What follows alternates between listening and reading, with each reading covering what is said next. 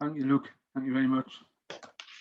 Right, then, good afternoon, everybody, and welcome to the Tynedale Local Area Committee. First of all, I'm just going to go through a little bit of procedures, which are, can all the members make sure that when they're not speaking or when they're not called to speak, that their microphones are on mute. Otherwise, they sometimes get a bit of interference and I end up having to mute you, and I don't really want to go around muting people when you can mute yourself. Okay. There are a few changes for those who haven't been on this bit before to the public speaking protocol, which includes written representations are read out by an officer, but the local members themselves are allowed to speak.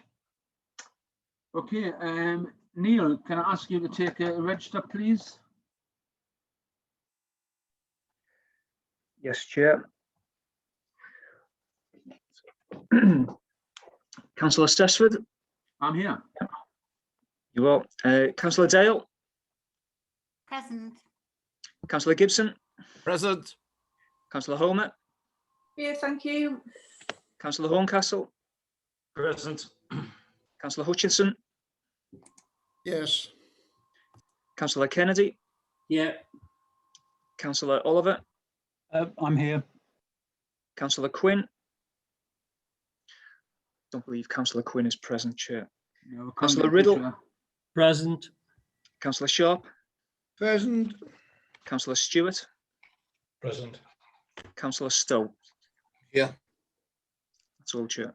Thank you very much, Neil. Okay, Nicola, do we have any apologies for absence? We don't, Chair. Thank you very much. Okay, we'll go on to item 3 now, which is a disclosure of members' interest. If anybody's got any interest they want to declare, you just pop your hand up. I'm not seeing anybody. No. Okay, in that case, we're going to move on to item number 4, which is the local transport plan programme for 2021 to 22 and highway maintenance investment in UNC roads and footways programme 2021 to 22. Now, I've got 3 names down here: Paul Jones, Dale Rumney and Neil Snowden. Who's going to take it away? I'll take it away, thank you. Right, over to you then, Paul. Thank you. So as you all had the papers, I won't go into the minutiae of it.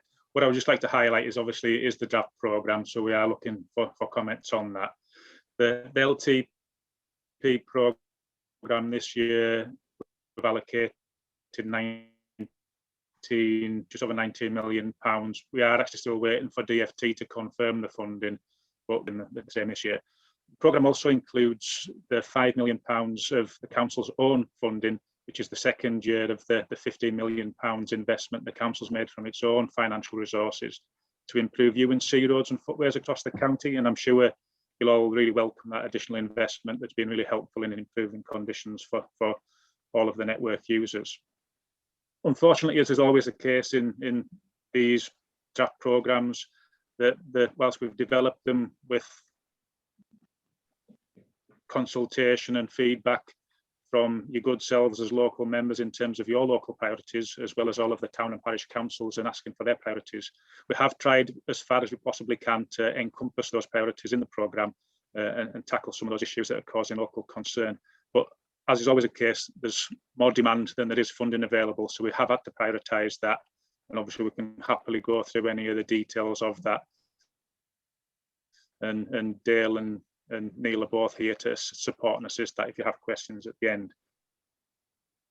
What I'd like to do is just to highlight some of the key elements within the main elements of the programme. So in terms of the walking and cycling provision that's there, we've allocated just over £1.5 million to that for improvements to walking and cycling, fundamentally to make it easier and safer for people to shift their behaviours, to have that modal shift so that they're undertaking more short journeys using walking and cycling as the mode of transport, which is both good for the people's health and aspirations for net zero by 2030. In terms of the cycling and walking, what I would also like to highlight, and it's not detailed in the report as such, is that as part of the local cycling walking investment plans the council has also developed, there is a further £3 million allocated within the draft medium-term financial plan that the County Council will be considering later in February this year, which is basically to support further investment and improvement to the key walking and cycling networks in the main towns within the county. So that's again a significant. There's also a further just over £2.1 million allocated to safety schemes in the programme, and this includes an increased allocation, as in previous years, to tackle some of the high-risk sites where we know from accident statistics that are particular issues, and these are often on some of our A and B roads. We also will be undertaking a significant programme of general traffic calming and traffic management measures where concerns have been raised, and that picks up a lot of the issues that yourselves and town and parish councils have raised. We will be continuing the 20-mile-an-hour limits in schools, and there's a £600,000 allocation to enable that to go forward. And I think one of the key elements of this programme is there's £350,000 that's been allocated towards a general refurbishment programme that's looking at signs, white lining and road markings, because this has been raised as a key issue by a lot of local members as well as town and parish councils. So we're undertaking a programme of improvement work across the whole county tackling that signing and lining type issues. Obviously, as I'm sure you're all well aware looking at the programme, the largest part is an allocation of just over £12 million to the actual road network and the maintenance and improvement of the road network. And you would expect that to be the major part of the investment, given that that's effectively the biggest part of the asset that we manage. Within that, I think the key thing to highlight, and it's particularly pertinent given the recent weather that we've been having, is the £750,000 that's allocated specifically to tackling improved drainage issues on the highway network. There's been a lot of good work done by the teams in the current year tackling basically verge to verge or hedge to hedge type approach, looking at areas where we know there's been historic low-lying flooded areas, surface water flooding and things such as that. There is a real big investment and it really helps tackle some of that long-term maintenance issues on the highway network, and that has really paid dividends in the last couple of weeks where we've had a lot of surface water flooding, and some of the areas that were prone to that previously have been far better, in far better condition than they would have been otherwise. So that's been a good start on that programme as well. In terms of the bridges, structures and landslips, I won't really go into much detail on that other than to say it is just continuing our programme of bridge strengthening works. There are a number of locations also within the county where we have concerns over landslips, and we're doing work to stabilise those areas and to ensure that the network remains accessible to people to use. And obviously that's a sensible thing to do, because tackling landslips and putting things right after they've occurred is horrendously expensive, and it's far better to try and do that work up front and prevent the issue in the first case. It does include some work on there's a major issue on the Todsteads road that's a long-standing issue. That's something that we're putting some further investment in to take forward the design work, and we expect that will be a separate bid given the nature and extent of the cost of tackling that going forward. In terms of the £5 million programme on the UC roads and footways, this is predominantly on rural roads. We're also tackling some of the residential roads where there have been historic issues and a lot of concerns raised by local residents and members. And this additional funding has been really helpful in enabling us to tackle some of these, what are low priority parts of the network, but clearly are a big concern for local residents and local members. So it's really helpful to have the additional funding to tackle that. And footway refurbishment is a key part of that. So we are looking to tackle the worst areas that often get a lot of and most of the complaints from local members and from local residents. So Neil and Dale are here to support any questions. More than happy to take any queries. The next stage of the process, once we've had and considered the feedback through the local area councils, is for this to be a delegated decision that we can then take forward the programme and crack on and start doing the work from 1st of April. Thank you. Paul, thank you very much as always. Right, we'll go to questions to the three officers now. Councillor Homer. Thank you, Chair. Just three things, please, if you wouldn't mind.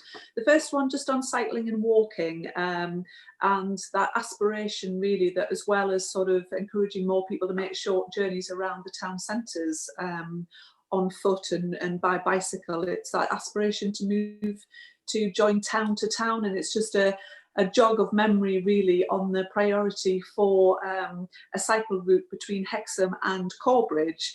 And whilst there was some work done on various funding sources potentially for that cycle route, there was a commitment that came actually from the leader to use some LTP funding for a feasibility study into that. And it was just a reminder that it's been some time since we've had an update on that, and I just don't want that project forgotten at all, especially when we've potentially got money coming from other sources. So that's a really high priority, particularly, well, I think I speak for Councillor Oliver and Councillor Sessford with that. That's a really high priority for us, joining those our two towns safely. The second one is about Queen Elizabeth High School, and I sit on the steering group, as does Councillor Oliver and Councillor Sessford, and just we haven't seen the plans yet for safe cycling and walking route to the new high school and the new middle school site. And I know we had a conversation, Paul, about, and with David Lawkes as well, about extending that 20-mile-an-hour zone. And I know that wouldn't be fully funded from the LTP, but I noticed that Allendale Road is in the LTP programme, and it would just be good to understand what those plans are and when we're likely to see some movement on that. And then finally, this one's for Paul, just the concerns that I have that are still outstanding, and I did write to you again last Monday about Corbridge Road connected to the new developments, the house building down there. You know, one of them I know is about street lighting, but the other one's about a safe crossing and the footpaths, pavements down there. I don't want this to be an LTP priority bid in the future. You know, I want this dealt with, you know, while the developer's still on site. So can I just make a plea really to move those three things on Corbridge Road as well, please? Thank you. I'll come back on the Corbridge Road one, and I think it's probably Neil that will be able to advise on the cycling and walking aspect in terms of QE2 school. In terms of Corbridge Road, Council Homer, that is something that, as we've discussed many a time, we are both well aware of. It's something that we are in dialogue with Bob Murphy's team over as well, because it is covered within the Section 278 agreement. So we will be, that hadn't been finalised as yet, as last time I checked into that, but that is something that is captured within that. So it will be the developer's responsibility to take that forward. Some of the residents on there have been in there 3 years now, and they've still got no street lighting, no safe means of crossing the road, and pavements that are quite honestly a disgrace. So, you know, the sooner we can move that on, the better, please, Paul. Yeah. Anybody Neil, else are wanna you come able back? to come in on the QE2? Yeah, we have done some work on that, looking at extending the 20-mile-an-hour limit. I'll chat with our design team to see where we are on that, and we'll have a discussion about what we're thinking about. We've changed it quite a bit. We're looking at advisory, extend that advisory zone in front of the school, I think, and possibly extending the existing speed limit. And I can't. It's quite a little while since we looked at it, but let's we'll get the plans to. I'll check with the designer to see if they're ready for it to be shared, and we'll share that with you, Kath. That's not a problem. And the Hexham and Corbridge site. Just to interrupt there. It would be good to share with all the county councillors in Hexham at steering group. Obviously, we've all got children, you know, from our areas going into that school, and you know, particularly from Hexham, it's a long way from Hexham East for those middle school children. So I'm really concerned about the safety in the future for that one. Yeah, but the reason, well, on Allendale Road as well, you touched on. I've been out with the scheme designer for the 20-mile-an-hour, and it's pretty unsafe. Obviously, it's so narrow. So what we're going to look and see if it's a bit of a phase one to see if there's anything we can do to improve pedestrian safety on there. And I know some of the work we've got proposed for the 20-mile-an-hour element of that scheme. It's to try and encourage people to not use Allendale Road, to direct them in the other way. It's just so narrow, and you'll be aware of what that's like. And the Hexham, the Corbridge site route, I'll speak with Martin, and you've got your hand up again there, Kath. So I'll let you. Sorry, I'm just going to make the point. You know, having got three children myself, kids don't follow the rational route of walk. You know, they will go the quick and easiest way. So it would be good to see those plans as soon as you can, please. Yeah, no problem. We'll do that.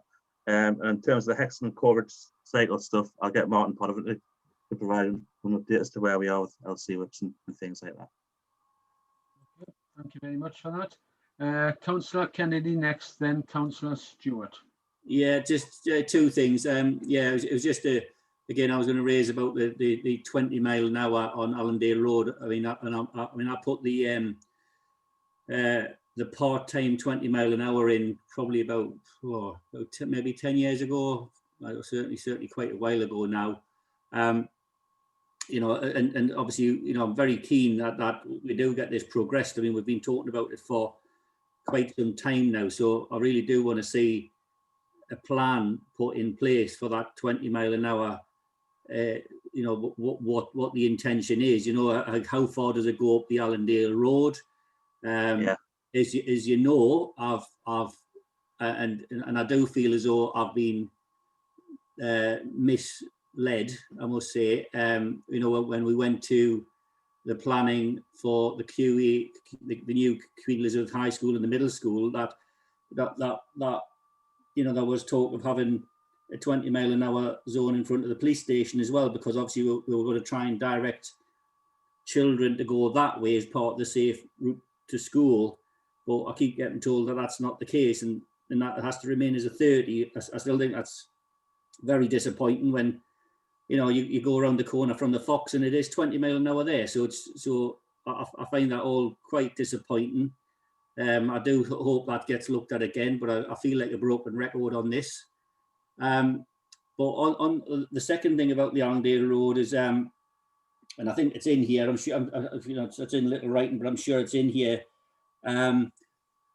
where the Allendale Road goes, you go from the Fox to Cozy Hill up to the high school. Obviously that road's really starting to crumble now. You know, it's had lots of heavy vehicles taking, you know, the wagons going to the high school, and that road's now starting to crumble. But I just want to make sure, and I think we did have that conversation, I think with Paul, that once the school is rebuilt and has less heavy traffic going to that building site, that area does get resurfaced pretty quickly after the rebuilding of the high school, because that road is in pretty bit of a state at the moment. You know, it's obviously been a lot of water on that road, and we decided to try and hold off until after the school was built and all the heavy traffic isn't going on it as much, but it is in desperate need of repair.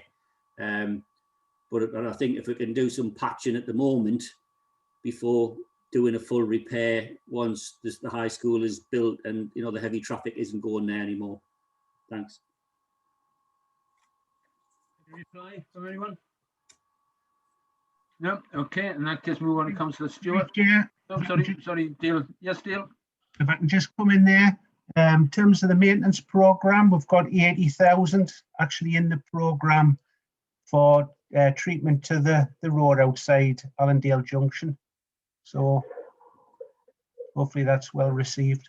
Yeah, thanks, Dale. Thank you very much. Councillor Stewart. Yeah, thank you, Chair. Thank you to the officers for all great work. Looking forward, we'll do lots of talking and we'll be very parochial on this one. Can I just draw attention to the officers, page 22, micro servicing for Park Lane and Prudder. It doesn't need doing. Can we have a conversation outside this meeting today to see where we can use it in my ward elsewhere, which does need doing, because it was done a little while ago. And Neil, you've got me money and you've got Ken's money for Cottier Grange in the current year. That one, so in Castlefields, we've got the money. What's happening, please? You've gone quiet. Sorry, I was looking for the unmute button. I'll have to get Ruben. I'll speak to Ruben after this meeting. I'll get them to provide you an update as to where we are. I know Cottier Grange is now progressing, but we've had some feedback from Gateshead Council about that. So Terry's on with the TRO for that, so progress is being made. But again, I'll ask him to provide you a proper update on that one for you. So on those updates, we'd like to have plans of what's going to happen and dates, if it can, please, because it is getting close now, because it was supposed to be the start of 2021. We're into that, and yeah, Gateshead Council don't seem as efficient as Northumberland County Council. Thank you. Okay. Thank you very much. It is Councillor Oliver now. Thank you, Chair. Just like to support Councillor Homer in the point she made about linking Corbridge and Hexham with a proper cycleway. It is the Hadrian's Cycleway, one of the national sort of assets in terms of cycling, and obviously cycle tourism is becoming a much more important factor and will be as we kind of rebuild our economy in the post-COVID world. So I think anything that could be done in terms of progressing that, in terms of feasibility studies, would be really, really good. I'm also conscious of the fact that, you know, we probably will have an application, quite a large planning application coming forward for sand and gravel extraction on the Aonic Grange site. So it would be just good to have sort of joined up thinking along that, because obviously that, you know, that sits between Corbridge and Hexham. So, you know, I think if that feasibility work is done sooner rather than later, then, you know, there will be opportunities to progress things, particularly the government's funding for more cycling and cycle tourism. So that's just a statement, really. And then a couple of questions. We had in the last year's plan, there was a feasibility study agreed for there's a 270-metre stretch of road between Farnley and Corbridge that doesn't have any pavement, and there's now, you know, there's a sort of little hamlet there with people that can't actually walk into Corbridge without going on the road anymore, since the old path fell into the river during Storm Desmond. I don't think any work has been done on that, but I'm just slightly worried that there's no money in this LTP for the actual delivery of that scheme, but the feasibility study hasn't been done last year. So it doesn't have to be now, but if we could have an update on that. And I think after the workshop, we had quite a useful meeting with Neil and, or I had quite a useful meeting with Neil and Richard Mackenzie. But there was a number of action points that came out of that meeting, and I've not heard anything about any of those yet. So could I have an update on those action points? Because some of them go back to 2017 when I first became a councillor. So just those 3 points, please. You want to reply on that? Yeah, I'll get Richard to arrange another meeting with you, Councillor. I can go through everything in terms of an update. We'll find out again the reasons about the that footpath. I think it's possibly to do with pedestrian use, and it might not have scored as highly as some of the other ones, but I'll update you on that when we have our catch-up session. Okay, that's okay. Right, thank you very much. It's Councillor Gibson, please. My question's really on sort of the last, well, this year and the last couple of years on the LTP, because quite a lot of things that have appeared on my list just haven't been done, and that's going from, well, almost from the start, and obviously there's not much finish, and one or two of the things just have been started and haven't got finished. So that's my question really, is I know there's been COVID and, you know, and all the rest of it, but I haven't heard a word about anything for quite a long time on any sort of date for anything. So I know it's frosty at the moment, and, you know, it's busy with gritters, but perhaps this is the time to put some sort of timings forward, perhaps. Councillor Gibson. In terms of anything that's been, sorry, in terms of anything that's been included on previous years LTP programs, they're not detailed on. We're losing you, Paul, unfortunately. This is looking forwards, but certainly better commitments being given and a scheme has been included. If there's particular schemes that you're concerned about, can you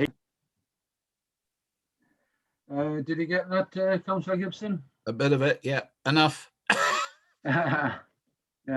Okay. I think I got the gist of it. If I you're don't happy think I with got it. the answer though. Well, you probably didn't get the answer you want, but then again, that's just one of those. That's one of those things. Nobody's. Right then, where was that, Councillor Gibson? Councillor Deal.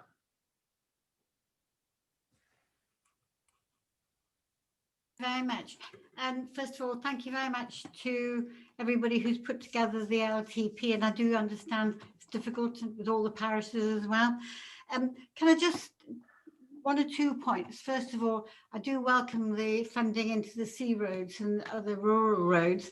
But just to make a point on that, we still have a lot of flooding, ditching needs, etc. needs doing still. So that would be something that we would like to look at again further, and further investment in that. The LTP, I have to say that, you know, I find it very sad in a way that actually the council is not meeting the expectations of the public and the delivery of the LTP. And that probably in some way is because there are projects that go on the LTP and everybody said, oh, great, we're on the LTP, it's going to be delivered, without actually understanding the amount of manpower that's required to deliver the LTP means that it's actually going to take a lot longer than what people expect.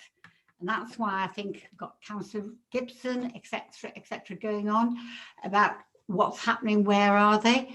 And likewise, last night I had a parish council meeting, and they were looking at the budget and looking at something, and they said, gosh, that's been in our budget for part of 20-mile-an-hour limit since 2016. So it's not that I have total respect for the staff and what they have to do, but the amount of work and the consultation and difference of people's opinions on all the projects makes it far longer to deliver than the expectations of the residents. And I think that's something we all have to deal with. And so moving forward the LTP, I think it would be very helpful if we could have a proper programme of how long an LTP project is going to take place. I mean, resurfacing is a different thing, that's altogether. I'm talking about the 20-mile-an-hour systems, Hexham High School, Councillor Homer's East End, West End, highway provision, etc. So I just think if people knew and had a better idea about expectations and how long it would take, or the council has to put an enormous amount of more resources in, that's human resources in design, etc., to meet those expectations of the residents. So I think that's very something that everybody's feeling quite, looking at everybody and listening to everybody over the last 3 months, that seems something that we all would support. But I have to say that the officers are great, but they're working very different circumstances.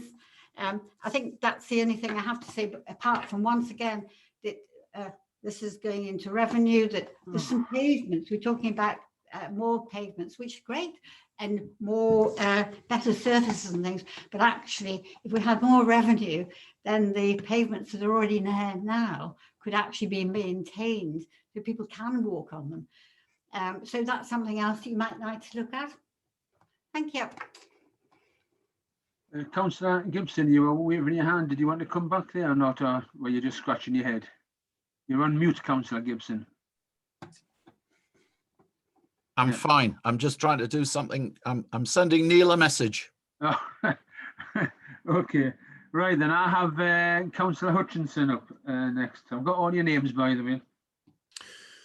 Cheers, Trevor. I'm going to be short and sweet about this, not make it long-winded at all. I'd just like to say thank you very, very much for the carriageway repairs to the C322, which is the road between Whitfield and Plenmella. I've had this, tried to get this on the local plan, transport plan, for 12 years now, actually, I think, and eventually it's on.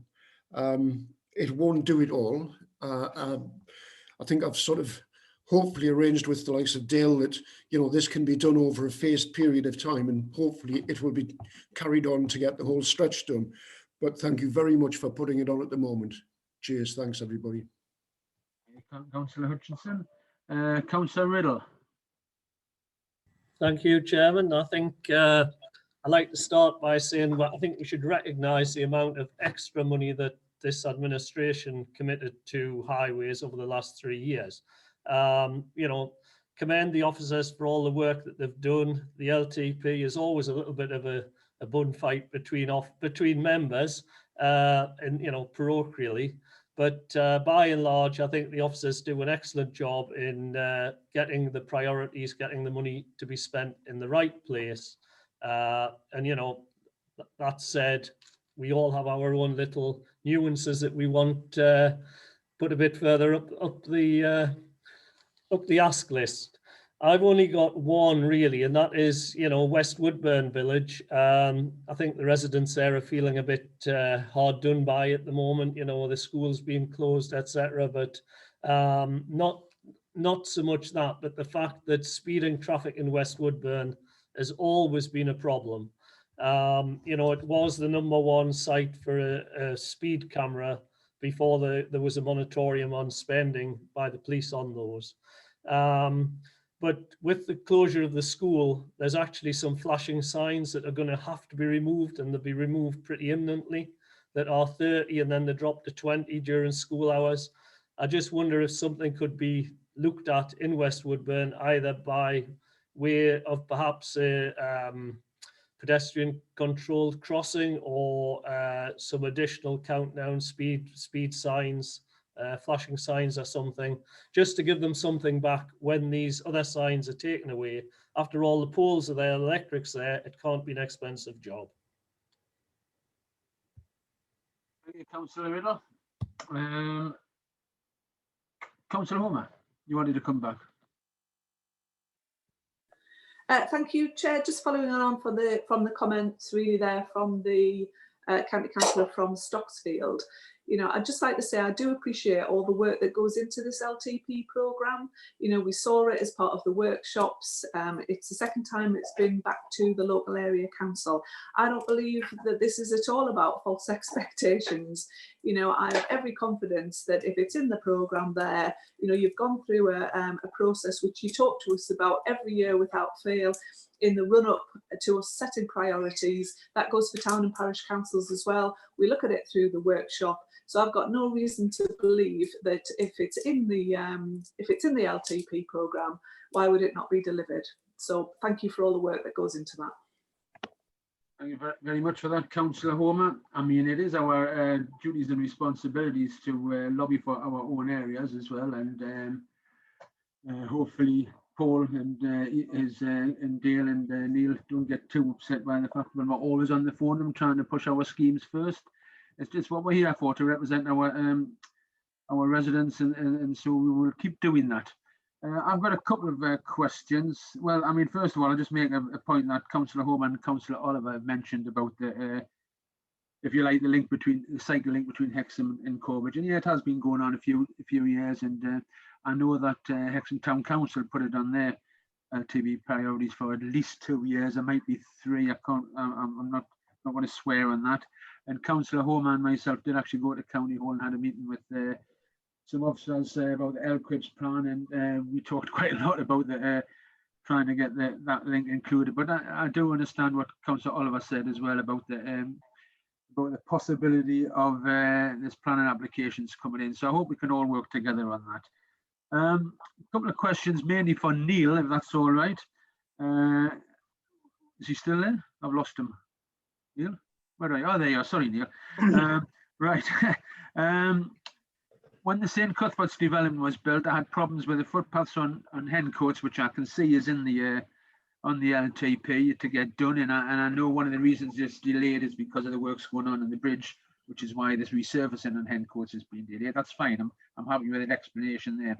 However, another problem we had, which I mentioned to you a couple of times, is Priestlands Lane footpath at the top, which was quite badly damaged by all the cranes and the machinery that went in for the development of St. Cuthbert's Close. So if you could maybe drop us an email or something and let me know if that's going to be resurfaced. I mean, it's not a heavy use road, so it wouldn't, you know, probably just sealing it or whatever would be probably appropriate. And one more. I haven't been able to get out this week for various things, but has Garden House Bank started yet? It was due to start yesterday, but I didn't get out, and I haven't been out today, obviously. And the signposts have been up for about 2 months. I was going to start today. Could you just let me know if Garden House Bank resurfacing has started, please? I'll find out from our operations team. Brilliant, Dale.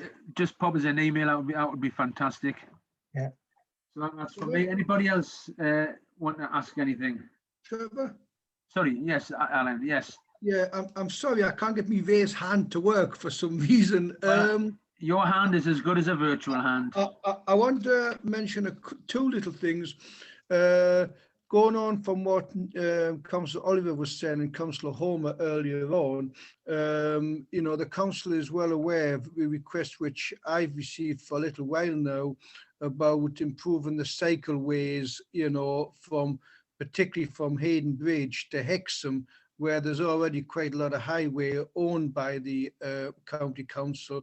So I was really wondering, you know, if that could be included in the feasibility survey, which is going to be done from Hexham to Corbridge, because I feel that would be a good link as well. And it has been requested for a little while, that bit, and it would be useful to link a lot of the 69 up if could. So I would just like that to be noted. And the second thing, a bit like Rupert Gibson, you know, I've been on for 2 or 3 years now with the work to be done in Hayden Bridge, where we took the island out on Church Street and where we're doing ongoing work on Ratcliffe Road. And, you know, the work starts and it stops, and it's taken us 3.5 years to get this far. And you do get disillusioned when you see things not going, you know. I'm not blaming any of the staff for this, but you do get disillusioned when schemes start and they get stopped. And I'm just really supporting Rupert for what he's saying, because I'm having the same problem at the present time. Thank you. Chair, I'll pick up the issues both Councillor Gibson and Councillor Sharp have made directly with them, just to understand which schemes it is they're referring to. We'll get a feedback for you both. Thank you. Thank you very much. Any more questions to the officers?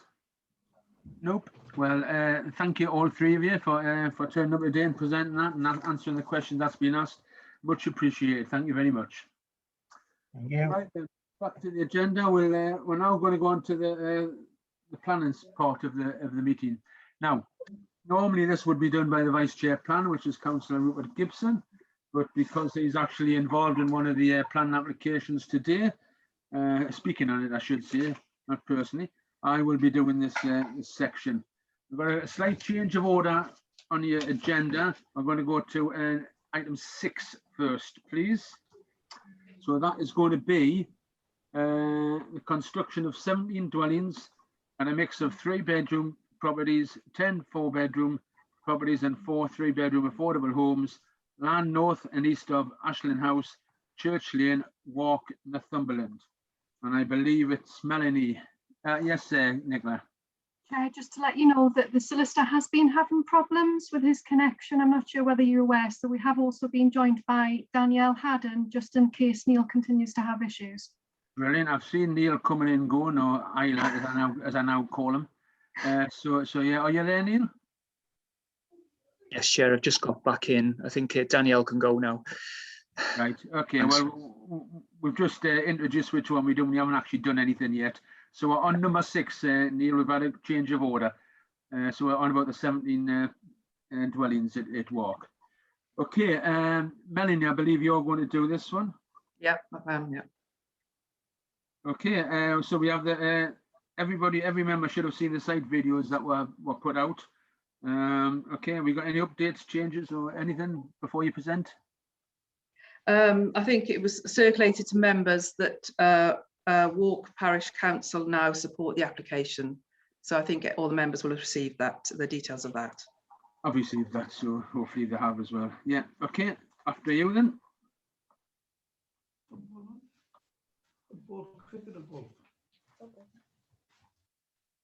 So we're looking at the construction of 17 dwellings on land north and east of Ashland House, Wark.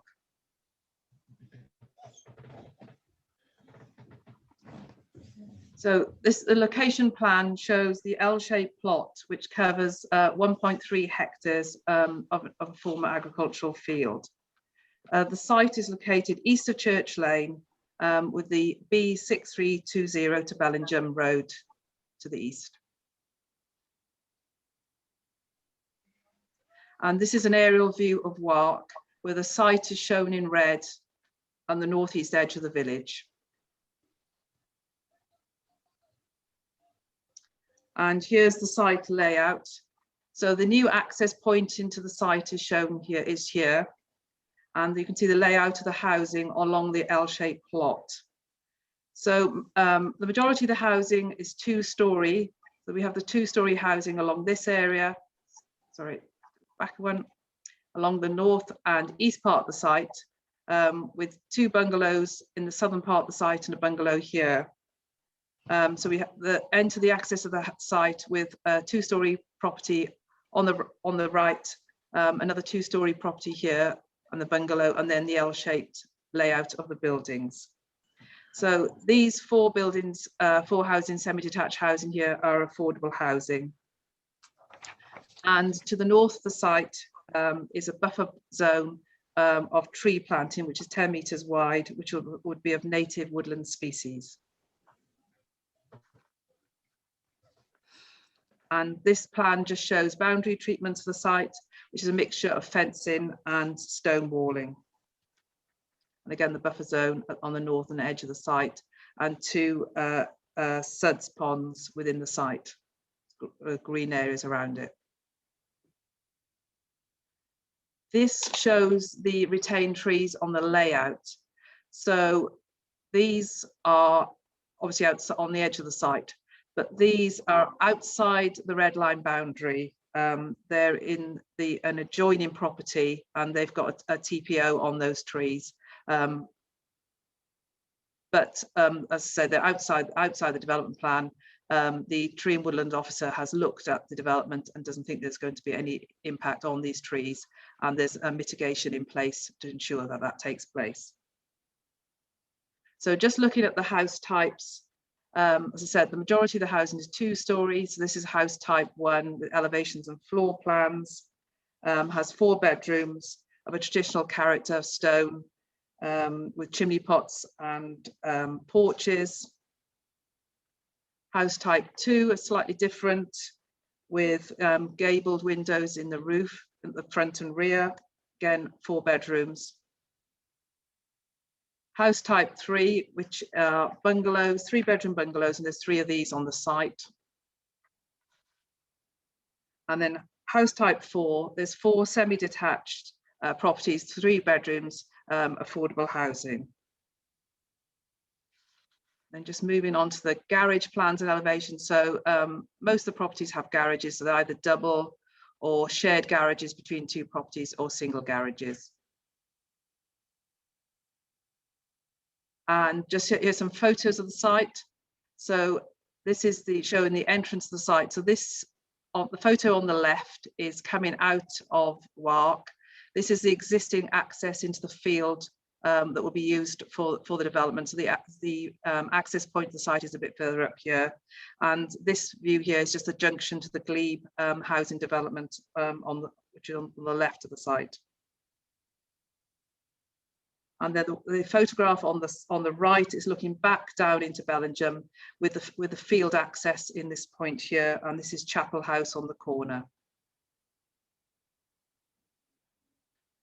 And this is standing in the site, so this is looking back towards the glebe and the access into the site. And here's the existing site access again. That's the glebe.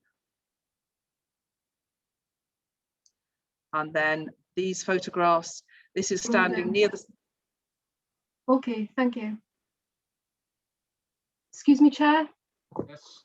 I'm really sorry to interrupt. I've just been informed that the live broadcast has stopped, and if Melanie could stop broadcasting so that we can just try and get our colleague back on so we can recommence broadcasting. Sorry to interrupt.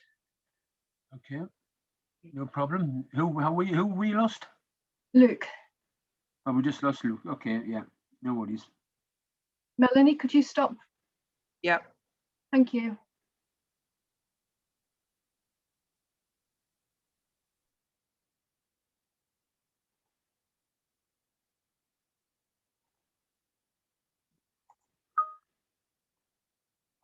Right, I'm just admitting him now. Okay.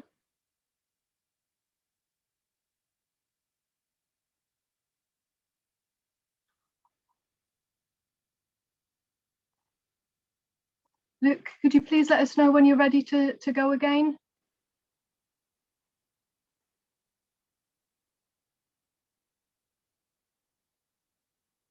It's ready to go again now, sorry.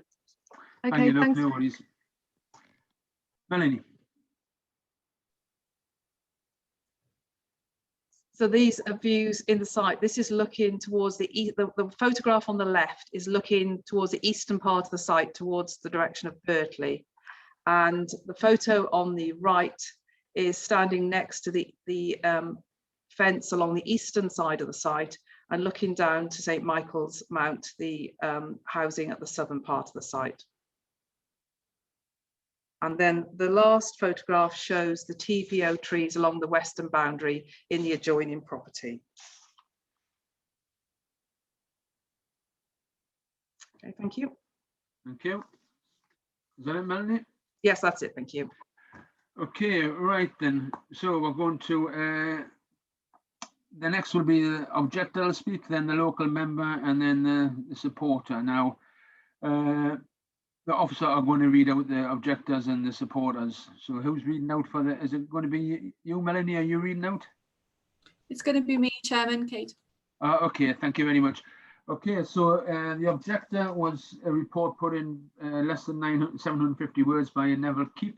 So if you just go for that, please. Will do. Thank you for this opportunity to communicate directly with the Planning Committee. My name is Neville Keep and I am representing a number of Walk residents who object to this planning application. Walk is currently not dying a slow death. I have lived in Walk over 37 years and have worked in the village for most of those years. During that time, the village has been slowly growing with small infill developments and development on brownfield sites such as the old bakery and engineering works. There has also been housing built for older people in West Acres, now managed by Carbon Homes. There is a fair school within the village with 50 pupils. There is a GP surgery, a multi-award winning hotel, 2 pubs currently closed because of COVID, a post office, a general store and a butcher's shop. The owners of the Black Bull and Grey Bull pubs are currently making significant investment to extend a building to open a mini market shop. There are other numerous independent businesses operating from the village. A recent planning application for WAC for 9 dwellings in an agricultural field west of West Acres was refused permission in August 2019. The main reasons for refusal were that the location was in the open countryside contrary to Tynedale LDF core strategy policies, and that the development would encroach into the open countryside and would have a harmful impact on the character and appearance of the site and the surrounding area, contrary to various current planning policies. On appeal, on August 2020, the Planning Inspectorate dismissed this appeal, upholding the permission refusal. The inspector confirmed that the site, although adjacent to the existing built development, was in open countryside and not within the village, and would conflict with various adopted Northumberland planning policies. Another recent application for Barrisford Village, originally for 26 dwellings, resubmitted for 18, was refused permission in May 2020. Quoting from the delegated report, by virtue of the location and scale of the proposed development, would result in encroachment into the open countryside beyond the established built form of Barrisford and would have a harmful impact upon the character and appearance of the site and surrounding area. Contrary to various policies of the Tynedale Local Plan, core strategy and the National Planning Policy Framework. This application under consideration is for a large development of 17 dwellings off Church Lane and Wark. This is similar in size to the recent Barrisford application, and it is also in open countryside on an agricultural field. It is outside the settlement boundary and would dominate visibility approaching Wark from the north, and would also be visible from the road down from Berkeley Village. The development would therefore have a harmful impact upon the character and appearance of the site and surrounding area. Policy GD1 only supports small-scale development, and Walk already has outstanding permission for a proportionate level of new housing for the planned period. There is no compelling need to release more land, and there are no exceptional reasons to allow an extension of the village into the open countryside beyond the settlement boundary. The Schlar report in 2018 identified this site as not suitable because of a lack of safe access off a busy road near the brow of a hill. Despite the plans submitted by the applicant to improve access, local residents still have significant concerns as the road is normally a busy tourist route and is used regularly by a large heavy timber wagons going to and from Kill Forest. This traffic causes many near misses at Chapel House and the entrance to the village. The FRA submitted by the applicant states that the site is not susceptible to surface water flooding. Surface water flooding actually occurs every winter and some summers. The water flows down the field from the north across the site and overflows into the Garden of Braeside. Photographs taken on the 12th of August 2019 and the 2nd of February 2020 submitted to the Planning Department show this extensive surface flooding. Further submitted photographs taken this year on the 20th of January 2021 show surface flooding right across the site. The scheme is clearly contrary to policies GD1 and H3 of the adopted plan and is identified in the emerging Northumberland local plan as being open countryside where development is strictly controlled. In view of other recent planning decisions rejecting similar applications outside village boundaries, we would urge the planning committee to refuse this application. Thank you very much. Next will be the local member, which is Councillor Rupert Gibson. Okay, Rupert. Chair, ladies and gentlemen, I went to a parish council meeting in Walk Town Hall on a winter's night 3 years ago, and much to my surprise, 40+ people were in attendance. In rural parish council terms, that is an enormous crowd. They'd come to ask about one subject only, and that was, why is there such a lack of housing in Walk? In the meantime, this need has not waned. The parish council is in favour of this project. The school needs more pupils, more trade in the village, etc. Looking at the papers, there are more people supporting the project than objecting. That is a very unusual situation for a new housing development. 2 years ago, this applicant came to the parish council meeting to present his application to very little objection. It has evolved a lot since then and become a very well-designed site, which will have all types of houses, including more affordable units than required by planning law. The houses are very well designed, which also have a high specification. The site now includes enhanced landscaping, zoned shelter belts, so in effect causing a buffer zone for more development. There are two outstanding planning points, which are that the site is to be built in open countryside. And my answer to that is, how can you not build in the open countryside if you're in a rural situation? And of course, the Persimmons and Bellways only build in open countryside. So I consider that hardly to be a point. The more serious point is that the site is just out of the new settlement boundary. If anyone has looked at the boundary for this village, there is nowhere vacant to build a small site like this. Infill is not possible. There isn't any available ground. There is a special consideration mechanism, however, to free sites such as this. And the special consideration here is that the developer has ticked all the planning department boxes. They say it is the best designed and engineered site to appear in Northumberland in a very long time. I know some of the councillors here this evening, including the esteemed member for Allendale, are very uneasy about voting against officers' recommendation. The thinking being there is no respect for the officer's work on these applications. But in this case, it has got to be a very close call. There are items in the papers that give this away. 7.26. It is considered that based on the layout of this site, this would not to the extent where planning permission should be refused. 8.2, 8.3 are worth reading as well. And in fact, at the end of the application paperwork, I would consider the reasons for refusal very weak. I wouldn't be in favour of this site if any of the following were in these papers. Green belt, 100 letters against the application, poor design, no benefit to the village. And you can go on. We are here this afternoon as local area committee to consider how the application sits with the locals. They want this building site. Please appease them. Very much, Robert. Right, we now have, I believe you're going to read this out as well, Kate, from Bart Milburn, who is speaking for the support. 1 second, Nicola, yes? Sorry, it's just we are getting telephone calls from members of the public due to the broadcast stopping before, and it's just to let them know there's a few minutes delay, that broadcasting has recommenced and there is a few minutes delay, sorry. Yeah, that's no problem. I mean, nothing was missed because we did actually stop our proceedings when the feed went down.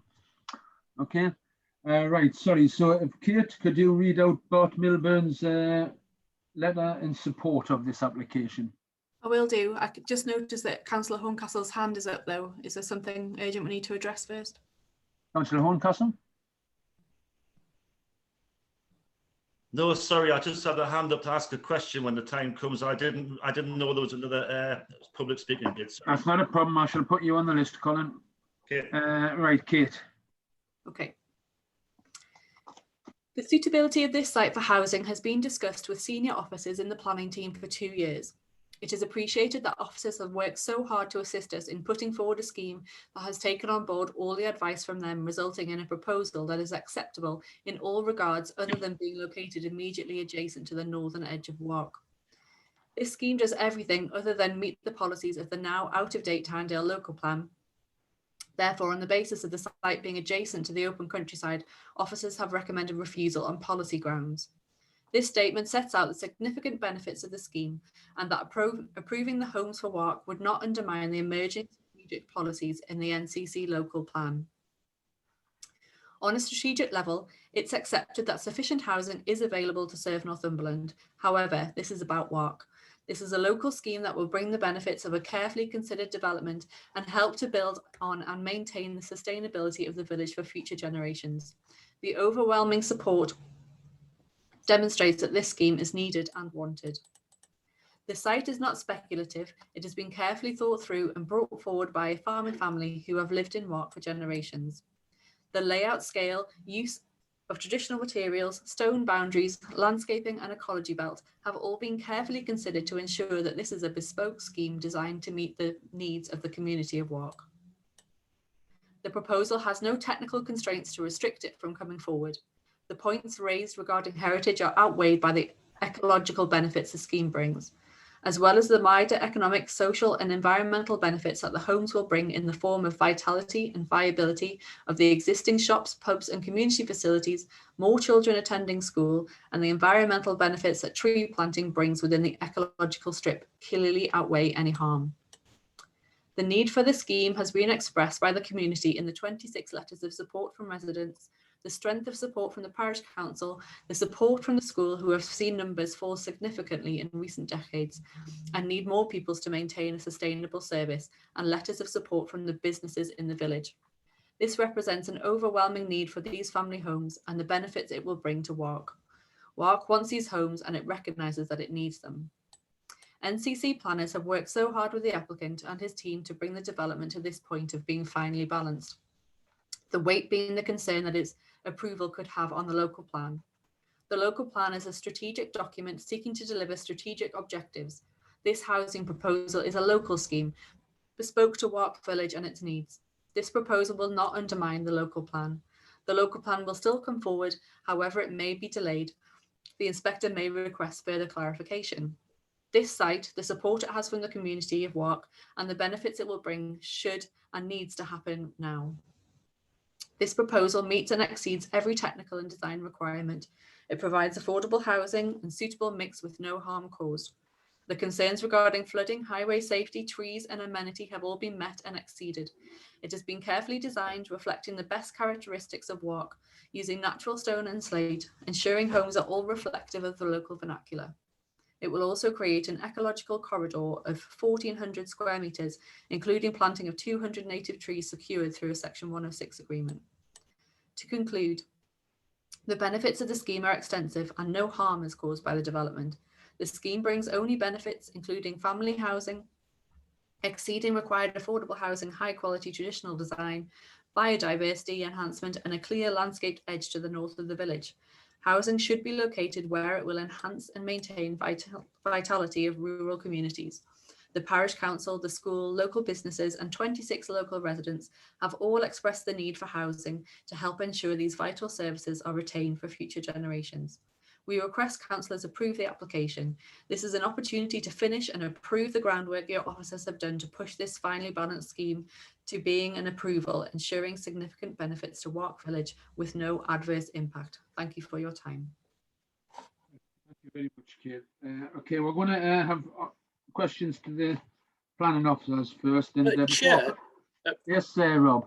Chair, can I come in here? Because I think this is a highly unusual application and there are some complex issues playing out here, particularly in terms of the emerging policy, because we are in a fairly uniquely unusual position of just awaiting the decision of the inspector, which we are expecting very shortly on the soundness of the new local plan. So could I give members some just pointers here to the considerations? Yeah, for those that's watching, Rob Murphy, Chief Planning Officer. So yes, you can. Thank you, Chair. Yeah. There are a number of tensions here, okay? And from the first point, in terms of local plan policy, okay, the existing, now out-of-date plan has a very clear message about not allowing schemes in the open countryside, but it actually doesn't set out a settlement boundary, okay? The new local plan, which is on its way, which you can only attach limited weight to, but it sets a direction of thinking, does set a settlement boundary, which is one policy approach, which this just falls just outside of. But also, though, it also identifies Wark as a service village, which by inference means it's got to be the focus for growth, okay, for the future of an appropriate quality. So in the future, we'd have a tension here in terms of supporting growth in Wark and the settlement boundary. One of the reasons that the local plan struggled in detail with places like Wark was identifying up front the likely candidate housing sites without having the full information. Indeed, when we drew up the local plan before it was submitted almost 2 years ago now, this site was considered for a housing site, but actually it was discounted at that stage because on the basis of the limited information we had, access would appear to be a problem. Okay. So now with the detailed scheming, the access issue has been addressed. Okay. And the message I want to give you is that this is a very finely balanced scheme, and I can confirm that out of all the housing schemes we've received recently in the county, the applicant here has responded well to our desire to push up the quality of new build in this county. So where we've pushed them on layout, materials, design, the ecological provision, all those things, they've done that and they've responded properly to that. However, we are still in the position where, as we sit here today, in terms of when you look at the existing local plan, it does not support this scheme. Okay.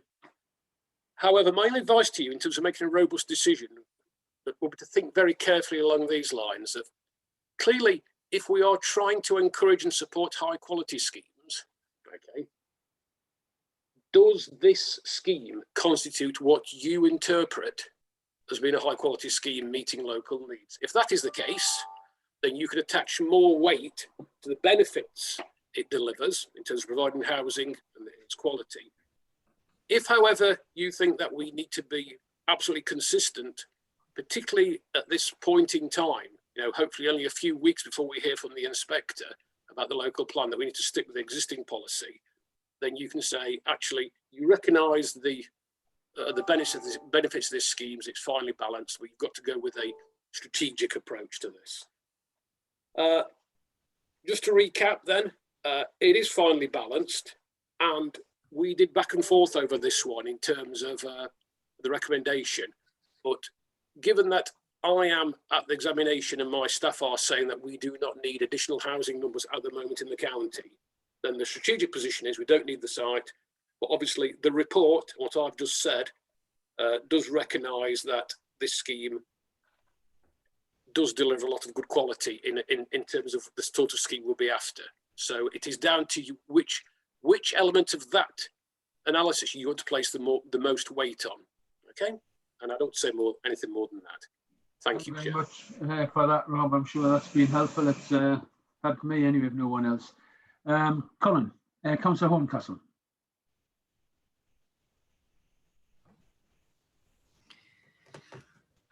Sorry, Mr. Chairman. Right, this is for Rob. Come back on, Rob. I think you know what I'm going to say, don't you? Yeah. Am I dreaming? Exactly 1 week ago, yeah, we had an identical application in Long Framlington, and you gave the exact opposite advice. Yep. Every single member of the committee who's want to refuse the application in Long Framlington, the village which has doubled in size in 10 years, it was crying out to be stopped. The only thing is slightly different here is a slightly smaller number. The one in Long Framlington was 27 or 29 houses. You gave us different advice then. Now, my question to you is, where's the consistency? You gave us that advice last week that that one in Long Fram had to be approved. And today we've got a report with a recommendation to refuse. Where's the consistency? Okay. Through the chair, the real issue for those who weren't aware of it was the scheme in Long Framlington did touch on some of the same issues in that we were awaiting the local plan and that the settlement boundary is going to be drawn up around Long Framlington when the local plan is adopted. The Long Framlington one was the case where it was phase B of a 2-phase scheme, and the first part of that site we had refused planning permission for, and the applicant had appealed and had won at appeal. So even though, and I think I was fairly clear in my advice in this one, that I want to be able to say to members that we should be able to refuse schemes like that, but the weighting was down to them. Here we had a very, very recent, directly adjacent appeal, which looked at the issues to do with that site as well. Here, right, and this is where this becomes complex. In Walk, there are appeal decisions, but they are in different parts of the village. So at the highest level, you'd say, yes, we need to follow that and refuse those, but the circumstances are slightly different here. So that is why this one is down for a refusal, and the one in Long Framlington was up for approval. It was directly looking at what would be sustainable at appeal. The issues over the timescale of the local plan were the same. Okay, and let's remember that in the Long Fram situation, there was very much a very clearly articulated local opposition to the scheme, and we were saying, unfortunately, it has to be recommended for approval. Here, the converse is true. You know, there's a strategic approach to refuse it, but we are clear and accept that there are a number of positives from this scheme in term, also including local support. Again, this is why it's a particularly unusual time to be deciding these questions. You know, if this was 8 months hence, you know, we could have looked at this on a much more clear basis. Okay. Thank Mr. you. Chairman, I've got a second part to that question, if you don't mind. It's On, very Colin. No worries. Last week, you said that because of developers' objections to that part of the local plan carried no weight. So are you saying the same thing here, the emerging local plan carries no weight? What I was talking about in that context was that the settlement boundary at that point had been disputed by the very applicant that we were dealing with. So we had to wait for the inspector's decision on that issue. In this one, it is different in that the definition of Walk as a service village, which is one of the issues I pointed members to where they could look for support for this, or the settlement boundary where they could use it as a reason to refuse it, and things of the existing civil boundary aren't disputed by the current applicants. Yeah. So it is a case that each site has to be treated on its own merits, and this one, Councillor Horncastle, and the two circumstances. There is an argument. There's an argument from placemaking and design purposes that the reverse of the recommendations should have played out here, and that that had it not been for the appeal decision in Long Fram, that we would have been recommending refusal, and had the local plan gone through, that we'd be recommending approval for this one. But the entire point is here is that the local plan has to be the starting point, because we're in a plan-led system. You can go against what the plan says, but you have to have reasons to why you are doing that. Okay, and with the Long Fram one, there was the appeal decision, and in this one, the flip side is the case. Okay, I recognise, we all recognise this is both these decisions have been difficult, both in terms of time and the role of settlements. Yeah. Okay, thank you very much. Next on my list, Gordon, are you still want to ask, or have you put your hand down? You've removed your hand. Councillor Deal. Thank you. Rob, can I just go on to, is Rob there? Right, sorry, Rob, thank you. Just going back to consistencies, the local plan thing, housing numbers and number of affordable housing.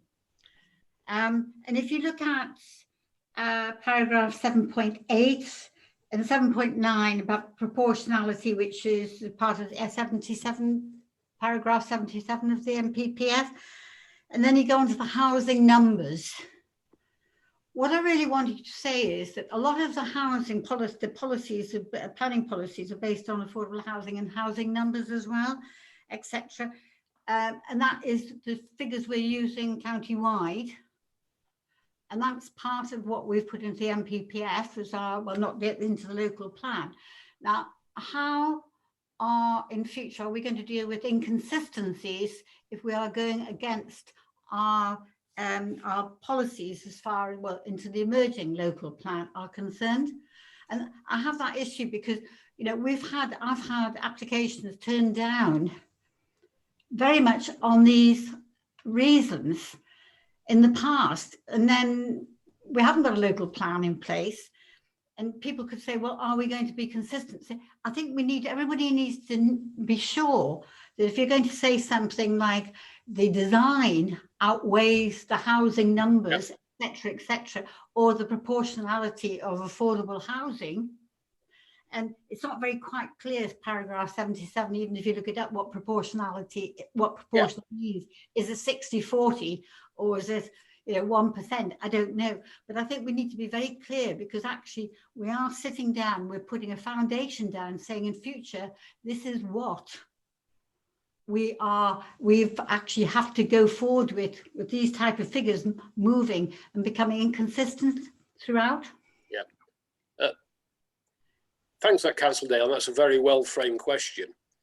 In that, what's important to us remember is that you look at strategic housing numbers and local housing numbers for two different reasons. Okay? Absolutely. At the high strategic level, i.e. county-wide, we have to ask the question, is there a need to trigger the mass release of housing land in the county by reviewing the Greenbelt, for example? Yeah. The evidence we've got in terms both of our housing land supply and our housing delivery test figure, both of which are more than double the government's target, is that there is no strategic argument for a wholesale release of more land in the county. What that analysis, though, hides is at the local level. Clearly, if you get loads of housing in one part of the county, that does nothing to address housing need in another part of the county. So across the county, we have looked at the housing needs information, and on that basis, define settlements and their role, whether they're going to grow or whether they need housing or not.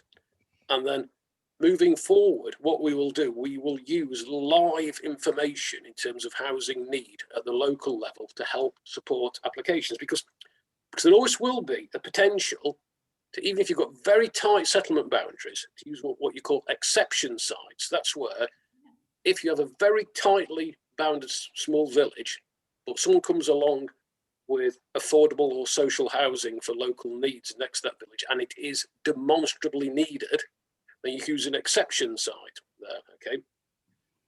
What we have here, again, I keep coming back to this, is this application is falling to be determined at a time when we are just moving from the old, much out of date local plans into the new world, okay? We can't, before anyone suggests this, put everything on hold and not determine applications until the new local plan is in place. You know, we need to make 100 decisions a week on applications to keep on track with the amount of applications we get. And the development industry can't wait, and because it may be that the local plan is delayed, for other reasons, say changing legislation. Okay, so we need to determine this application now, and this takes me back again to the uncomfortable message in a way, saying that strategically we have no need of this site, but locally there is clearly support for it, and it is it's going beyond what the affordable housing requirement is in terms of what we would ask for as a policy approach. So you can say that ticks the boxes. However, the starting strategic position is we don't need it at the moment, okay? And unlike the Long Fram case, there isn't a decision next to it where the planning inspectorate overturned us on the first phase of the scheme. So that's why this has gone for a recommendation for refusal. But it is a finely balanced recommendation for refusal. And the technical advice to maintain the policy integrity across the county, it has to be a recommendation for refusal at the moment because of where we are. However, I'll keep going back to the situation of, if in your minds you're thinking, yeah, well, clearly we can go against local plans sometimes, but we have to justify it. The question, if I was in your seats, would be, does this scheme have the characteristics and quality of a scheme that would justify going against the local plan, to give you the reasons to do that? Okay, because one can argue, again for the future, that one of the benefits of having a tight settlement boundary and a fairly strict control on housing when you're in a position like we are, where we are delivering strategically at a high level, is that it helps us do that thing we have struggled with. It helps us drive up the quality of submissions, because developers have to demonstrate they are offering something of a benefit, rather than saying you can't meet your housing requirements, therefore you would accept any form of quality from us. Okay, thank you. Can I just go back, please? Because we need to have this one out. So I can quite understand what you're saying, but I need to know the consistency. I mean, we've had brownfield sites where housing has been turned down exactly on why you said, because it didn't meet the housing allocations, there were too many housing, etc., etc. So you can have inconsistency there. I think what I would like to say was, if there was more affordable housing on this site, I mean, rural exception sites, I've had them where I think I've got about 60 houses rural exception on 2 rural exception sites, right? Now, if, for instance, the fact that actually one more house would put it within the paragraph 77 proportionality concept, would that make a difference to it altogether? And I just think we need to be consistent, because if that's where we're going, then everybody's going to come in the future supporting the paragraph 77 to get their planning application through. Yeah, and to that, I keep coming back to the point of, is that you cannot compare site A with site B in different parts of the county, because each site is treated on its own merit. Also, you cannot also place the same equivalence on site A being determined today as site B being determined 2 or 3 years ago, because the housing need and the housing delivery rate changes. So a few years ago, we were having to release sites because we weren't meeting our 5-year housing land target, whereas now the flip is the case. So on sites that aren't allocated at the moment and are outside settlement boundaries, we have no need to agree to them. So the starting point can be no.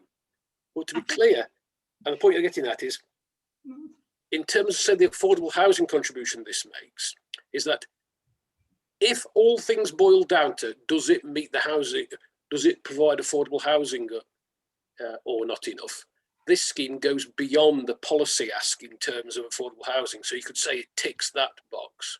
Okay. So by going by one more affordable home wouldn't enable you to tick that box twice. It meets the policy requirement and goes beyond it. Okay. And that's objectively the case. Thanks.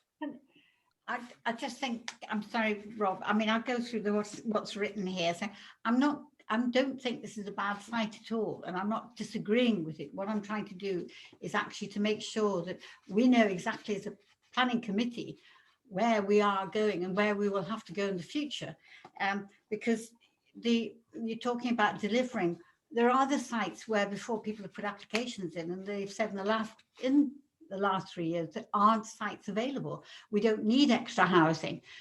When, you know, so it's anyway, I'm not going to, I think I've asked all my questions. I'll come back to you personally if I can and ring you.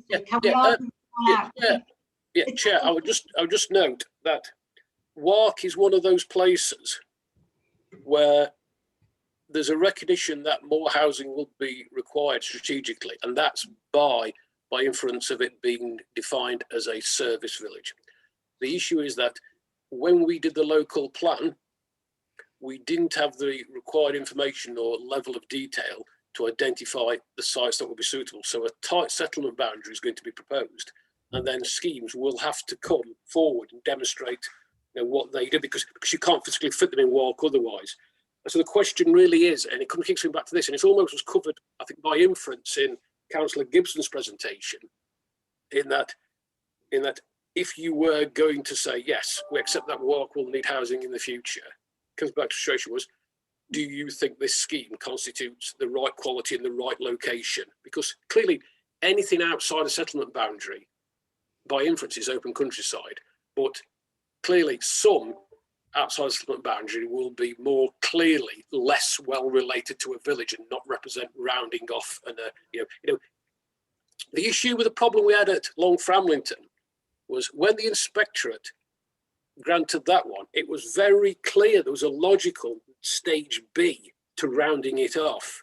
And that's what backed us into a cul-de-sac in terms of the decision there. Here, I think it would be useful if the case officer just puts up again the layout plan. But you could ask the question of yourselves is, does this sort of open the floodgates for more schemes, or does it, or is it self-contained and is arguably more of a rounding off?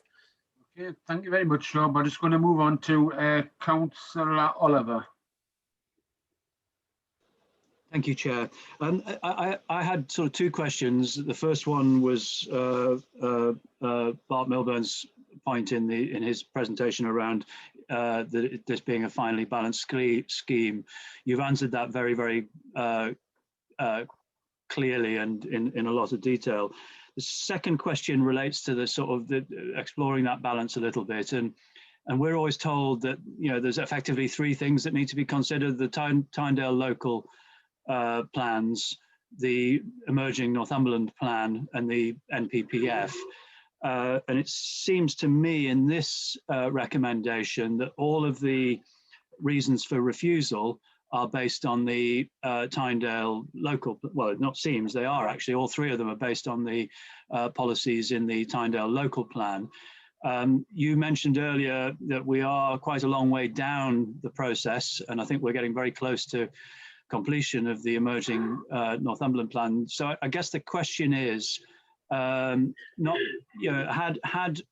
had we been a couple of months further out, or however many months it might be, do you think that the officer recommendation might have been different given what you know about the sort of feedback on the plan and what you know about the access now and the reason why it wasn't within the settlement boundary?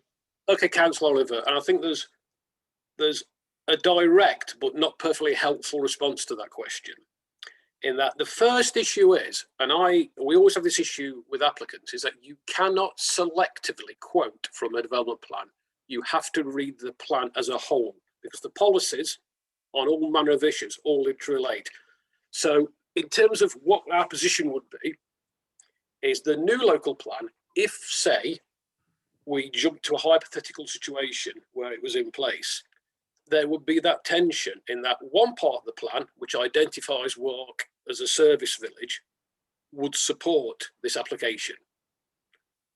But clearly, there's the very much cut and dried issue in the new local plan that there'll be a settlement boundary.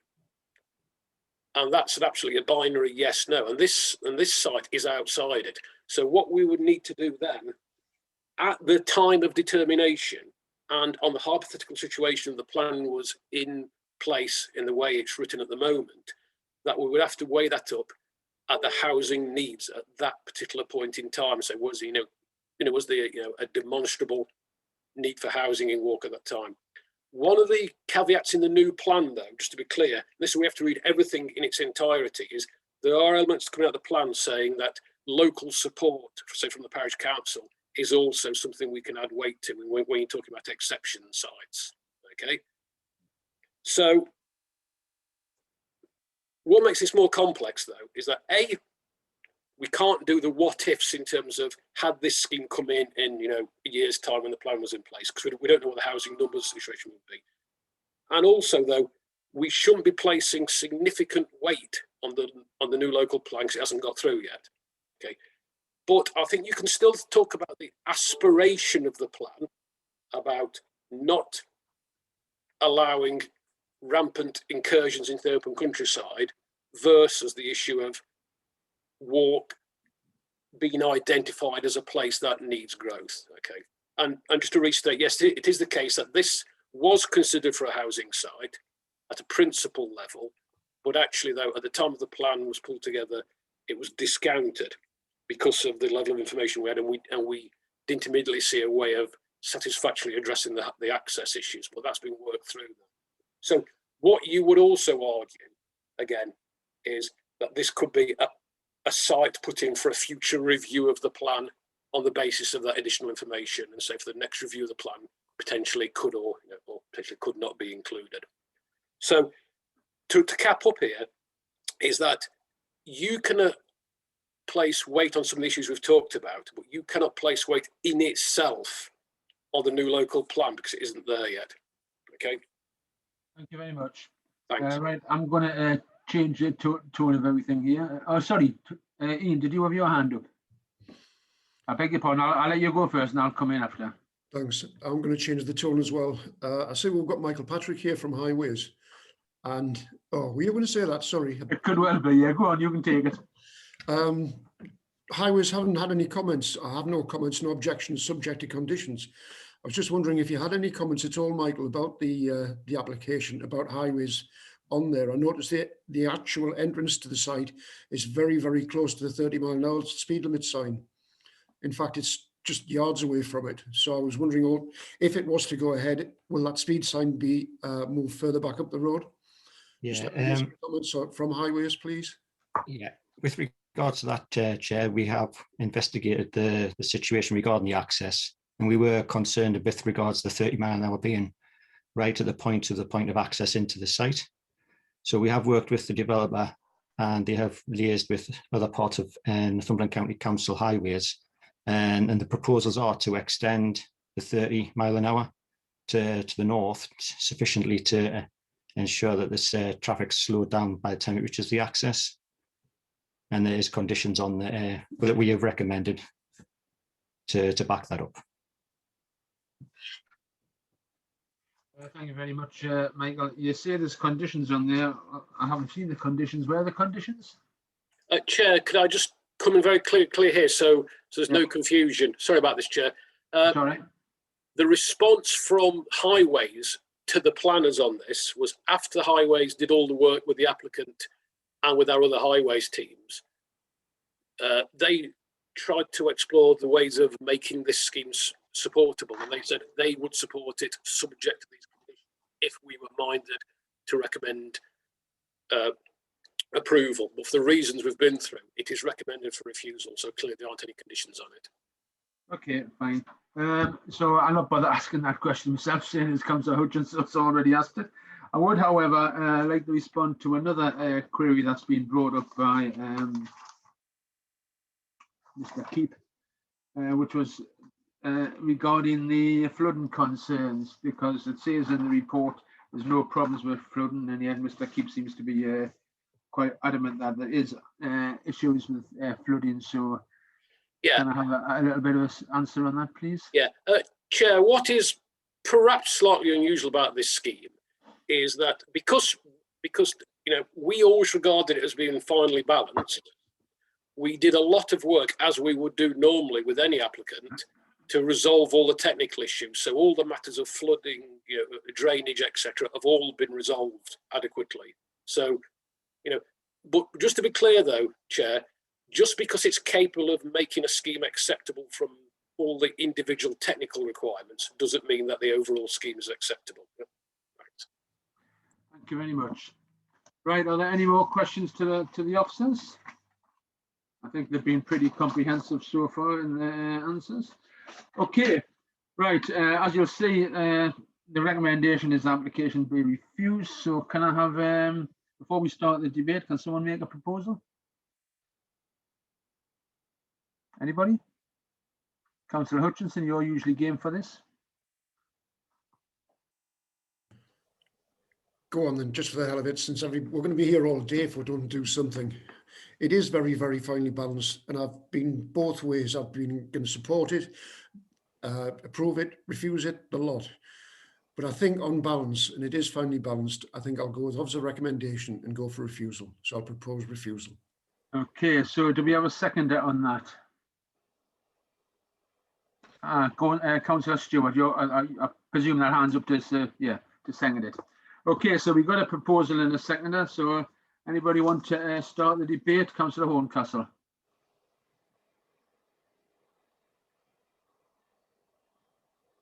You're on mute. There we go. I know, I was just unmuting myself. Right. I'll forget everything I was learned last week about the long travelling one. I will take on board the appeal decisions in both these. This application one last week can have a big effect on things.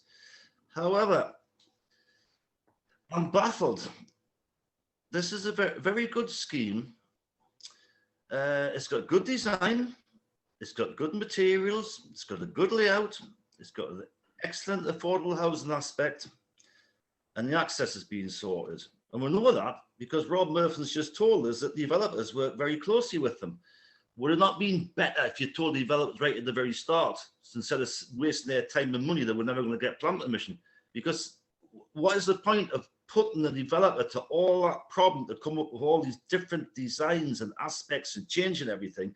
Just come up with a recommendation for refusal. I think this is an excellent scheme. And as far as it's, as officers are saying, it doesn't seem, it's not part of the village. It looks, to me, it looks like it is part of the village on the wrap-round part of it. It perfectly fits in with the built-up part of the village. So I'll not be voting for the officer's recommendation. What about that, Councillor Gibson? Right, don't speak, Rupert. Okay, Councillor Oliver.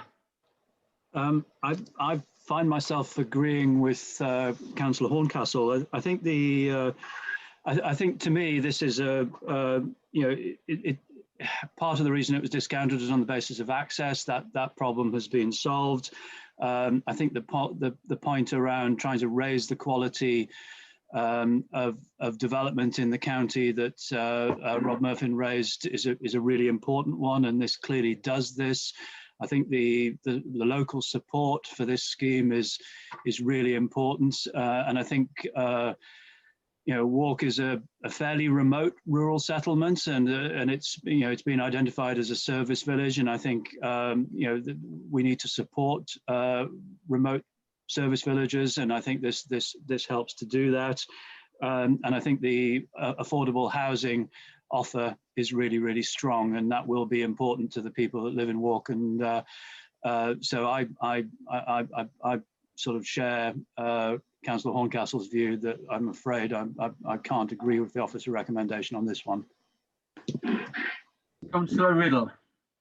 Thank you, Chairman. I note everything that's been said, and I've got a lot of sympathy for what's being said. It is a good scheme. It looks a good scheme. They are well designed and all the rest of it. I actually bought a Rupert as councillor there and very often drive through Wark.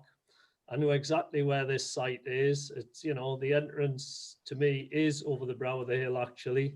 I don't think it's the safest of accesses, but that's my opinion. You know, if that can be addressed by conditions, well, you know, fine. But, you know, I think that we've got to be consistent, and the fact that, you know, the policy at the minute is the policy and it doesn't meet the policy at the moment. In a few months' time, it might well be acceptable. But, you know, in the appeals, this site has been refused an appeal before, I believe. And, you know, I think that I will be going with the officer recommendation. I appreciate it's very finely balanced, but we are where we are at the moment as far as the plan is concerned. Thank you very much, Councillor Riddle. Councillor Dale, you had your hand up. I did actually take my hand down, but I would like to ask Councillor Riddle, when he was referred to, when it went to appeal, I know the land next door to it went to appeal and that was turned down. I'm just looking here if I could see if there's anything on this site before. No. Chair, this one wasn't. Thank you. There has been a few appeal decisions in the area, but this site hasn't been a subject to that yet. Thanks. Okay, thanks for clearing that up. And sorry, are you still good on? Yeah. Can I just add very quickly to say, I think what we needed to was have an open conversation about consistency. And I think Rob Worthen we've argued the point out and discussed it, but actually highlighted where there are differences and how we can manage consistency within the local plan. And I think that is something that the public are happy to listen to and address and understand, as far as something so difficult as this type of decision, where there's so many variations in how we can actually look at each planning policy and be open and frank about how consistency works in each area. So thank you for that. That's made my decision much easier. Thank you. Anybody else want to join the debate before we go to the vote? No? Okay. Right then. I mean, I'll just say one quick thing. I think it's Councillor Hutchinson. Why do you not put your electronic hand up? Because I haven't got one. I've just got that thumb that comes up on the side. I'll let you say your bit because as proposer, I've got the right to sum up. Right. Okay. I thought you were going to just make another statement there. Sorry. Well, all I'm going to say is, I mean, it is finely balanced. There's no doubt about that. I think even the officers are quite happy in the fact that this is a very, very close decision. Okay, and that's all I wanted to add. So are you going to come with your proposal now, Councillor Hutchinson? Well, not my proposal, no, just to sum up. Basically, sum up, sorry, yeah, that's what I meant to say. You sum it up, sorry. It is very finely balanced, and we're stuck between a rock and a hard place with this one. Stuck between one policy we've got and one emerging policy that could come at any time in the very near future. It's a difficult one. I've changed my mind loads of times on this one, but I'm going to have to stick with my original proposal, and I will stick by what I said. There most likely will be an appeal on this one. By the time the appeal comes in, the policies could have changed. It would then be allowed anyway. But the way things are at the moment, we've got to stick with the policy we've got, that is there. We can't use the emerging policy as such. So that's it. I think, you know, we've got to stick with the officer recommendation on this one. It's very unfortunate, but I think it's just one of those things. Thank you. Thank you very much. I mean, we don't know there's appeal coming in because we don't know what the decision is yet. No. But, okay, so let's say I don't see any other hands. So, right, just to remind that the officer's recommendation was that the application be refused. Where's he gone? Are you still here? Oh, there you are, Neil. Sorry, you've. Okay, if you could just please go through the list and we'll all vote accordingly. Sure. So it's yes to support the officers and the opposite not to. Yes, just for clarity, I've got Councillor Quinn arrived late, so won't be taking part in the vote. And of course, Councillor Gibson, as local member who spoke, won't be taking part in the vote. Absolutely, yes. Yeah, so if members could just indicate for, against, or abstaining from the vote. Councillor Sesford? I'll go against the recommendation. Councillor Dale? Against. Sorry, Chair, can I just start again? When you say the recommendation, the proposal is refusal. Is that what you meant? Just for clarity. Recommendation. I'm against the refusal. I'm not supporting it. Sorry. Sorry, Chair, I think I'm confusing things. Sorry, yeah, no. Councillor Dale? Support the recommendation for refusal. For refusal. Councillor Homer? Against. Councillor Horncastle? Against. Councillor Hutchinson? For. Councillor Kennedy? Against. Councillor Oliver? Against. Councillor Riddle? Support the recommendation. Councillor Sharp? Against.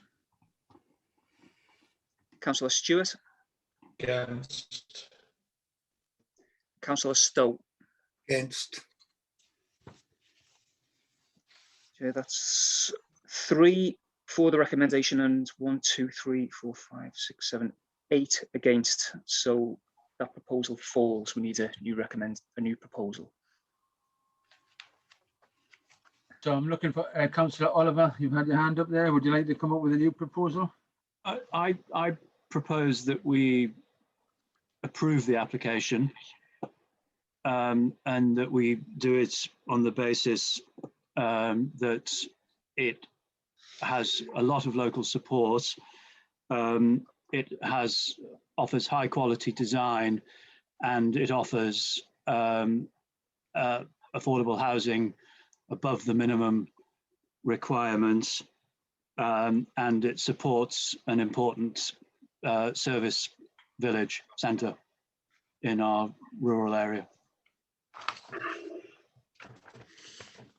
Can I just check, please, that will we have to put a condition on the highways? It was mentioned before about the highways having a condition. Will that have to come in or not? Chair, can I just interject here?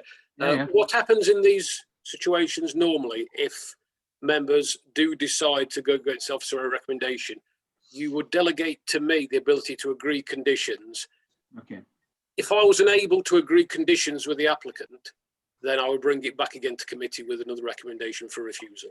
Thanks, Rob. Chair, could the planning officers cover any section 106 agreement points as well? Yes, we could if it's delegated for us to agree with the chair then the conditions and any section 106 requirements in terms of affordable housing, if that's what members were. Is that what you're putting? Well, I'm happy to add that to my recommendations. Okay, both of those points. Chair, could we hear from Kate yes, Blythe? Kate? Hello, it was just to clarify that the section 106 would relate to affordable housing, sports and play provision, and also the securing of the ecological belt of trees to the north of the site. Thank you very much. Sorry, were you going to say something, Neil? No? Yes, Chair. I was just going to say then that I would advise that that Councillor Oliver's proposal would include would just as usual with an officer recommendation subject to a section 106 agreement. Subject to yes, and that delegation that Rob mentioned as well. Yeah. Yes. Councillor Horncastle, are you seconding this recommendation? I am indeed. I would just like to say that officers have said it's finely balanced, and historically, when officers say it's finely balanced, they half expect the committee to take a slightly different viewpoint from their recommendation. So we're not doing anything absolutely, off the wall. It's perfectly acceptable for this committee to actually grant approval on this one. But I think, like Nick Oliver, I think it's a good scheme. He's mentioned all the main things, but the affordable housing aspect, I don't think people really realise, unless you live in a rural area, just how important affordable housing is. because people who live in rural areas generally do not have very high wages, and they compete with people who move into that area, who have their children have left home, they're retired early or whatever, and you find that these rural areas are losing the young people because they've got nowhere to live. And it doesn't matter if they're a young couple or a family. And it's amazing when you think what a difference just 4 houses can make. So I'm very supportive of this scheme. It's obvious that the officers have worked hand in hand with the developers to come up with a very good scheme.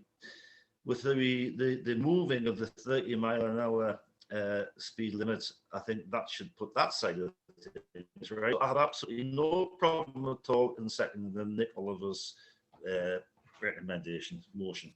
Thank you. Okay, so I believe, just keep me right, Neil, we're having a bit of debate on this now. We can debate this. It's the opportunity for debate, Chair, yes, if members want. Okay, thank you. Councillor Dale. Yeah, thank you very much. Just to work out the 106 agreement, can you let me know what areas are covered in the sports one? I mean, going back in Tynedale days, Councillor Horncastle remember part of the development of the 106 agreement for sport and play parks was developed by Tynedale Council, and we have areas which include, and I don't know which areas actually include walkers width, because it could be, I don't know if it's with Bellingham or what area, but one needs to ensure that those areas, actually the 106 agreement is written according to that policy for those to include all those rural areas that are included in that lot. I don't know which areas are in that one. Yeah. Anybody Chair, else want to join in the debate? Sorry, Rob. Yeah, Chair, just say that the one thing we clearly haven't done is we haven't negotiated terms of a 106 with the applicant yet. Clearly, yeah. Not a problem, not a problem. Anybody else want to join in the debate for this proposal? Councillor Kennedy. Thank you. Yeah, you know, I listened to this, and I mean, this looks a really high quality scheme that's been really well thought out, and you do give off the impression that the developers listen to officers and come up with like a very impressive scheme. You know that the buildings seem to be pretty impressive. That the number of affordable houses is articulated by Councillor Horncastle is a good number. You know, I think we'd be absolutely nuts to turn something as high quality as this down because of process and because of numbers. This is a really impressive scheme that'll I think will benefit the town or the village of Walk. So you know, I'm very supportive of this. Okay. Anybody else before we go on? It's an extra proposal, so we should be able to get through this. Okay, Councillor Oliver, would you like to sum up or just go through your proposal or whatever? I think if the legal officers picked up the reasons at the beginning, I don't think I really need to say anything else. Okay, thank you very much. Neil, do you want to go to the vote then? I will, Chair. The proposal is to approve. Councillor Sesford. I'll approve. Councillor Dale. Abstain. Abstain. Abstain. Councillor Homer. For. Councillor Horncastle. For. Councillor Hutchinson. Abstain. Councillor Kennedy. For. Councillor Oliver. For. Councillor Riddle. Abstain. Councillor Sharp. For. Councillor Stewart. For. Councillor Stowe. For. 1, 2, 3. That's 8 for, Chair, and 3 abstentions. So that's passed. Thank you very much. Right then, we'll move on to the next one, which is actually number 7 on your agenda, which is 20/0/00242/FUL which is the proposed development of one number dwelling house development at the Barnes, Sparty Lee, Allendale, Allenhead, sorry, Hexham, Northumberland. Which I believe is you again, Melanie. Are you still here? Where are you? Yes. Thank you, Chair. Right, yes, proposed development of one dwelling house at the Barnes, Sparty Lee.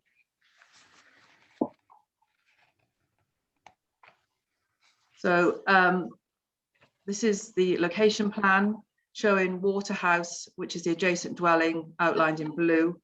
And the site. Melanie, we're not seeing anything. Oh, right. Sorry, what was that, Nicola? I'm just telling Melanie that we haven't got her presentation up yet. Sorry, Chair. No, we haven't got it up yet. Can I also tell you, Nicola, that Councillor Oliver's left now. Thank you. Got it now, Melanie. Thank you. Right. All visible now?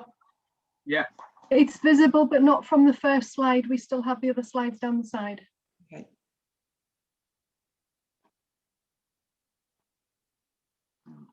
We're on the location plan now. Thanks, Melanie. Yeah. Okay, so back to the beginning now. Okay. Right. Thanks, So Melanie. right. So here's the location plan of the site. The whole site's outlined in blue, with the building on the left, Waterhouse, so the host dwelling, and the site is outlined in red, where the dwelling would be located. It's an aerial view of the hamlet of Sparty Lee, which is, members will know, is located between Allendale and Allenheads, and the sites, and this is within the North Pennines A, O and B. So this shows, the red line shows the proposed building footprint of the new dwelling. So this site originally had a stone-built barn, which has had a number of permissions in the past for conversion to residential. Unfortunately, the building collapsed, and then planning permission was granted again in 2017. Some members may remember the application which came to committee for a replacement dwelling. That site was never constructed. And this application is now before us. So the you can see the site access, which is the same as is adjacent to Waterhouse, which is the access to Waterhouse and the adjacent garden. So if you look at the proposed elevations, the property is an L-shaped dwelling, 1.5 stories in width, which would be 6.7 meters in height, with a slate roof, and built of stone and timber cladding, with timber clad dormer windows and roof lights.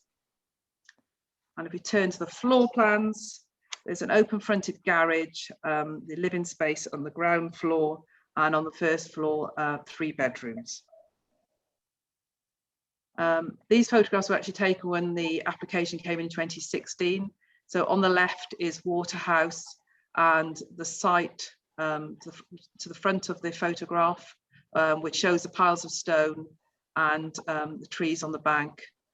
The site was much more overgrown at that stage. And the photo on the right shows the existing and proposed access into the site. And this is photographs of the site now. So it has a stone wall below the bank. It's sort of below the adjacent road, with some reinforced concrete panels in front of that, and some clearance on the site has taken place. And the right-hand photograph is just showing this existing stable that's been on the site since it was first looked at in 2016. And just for members' interest, this is the application that was granted permission in 2017.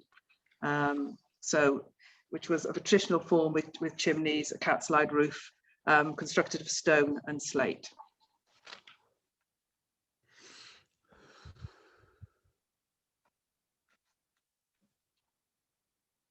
Okay.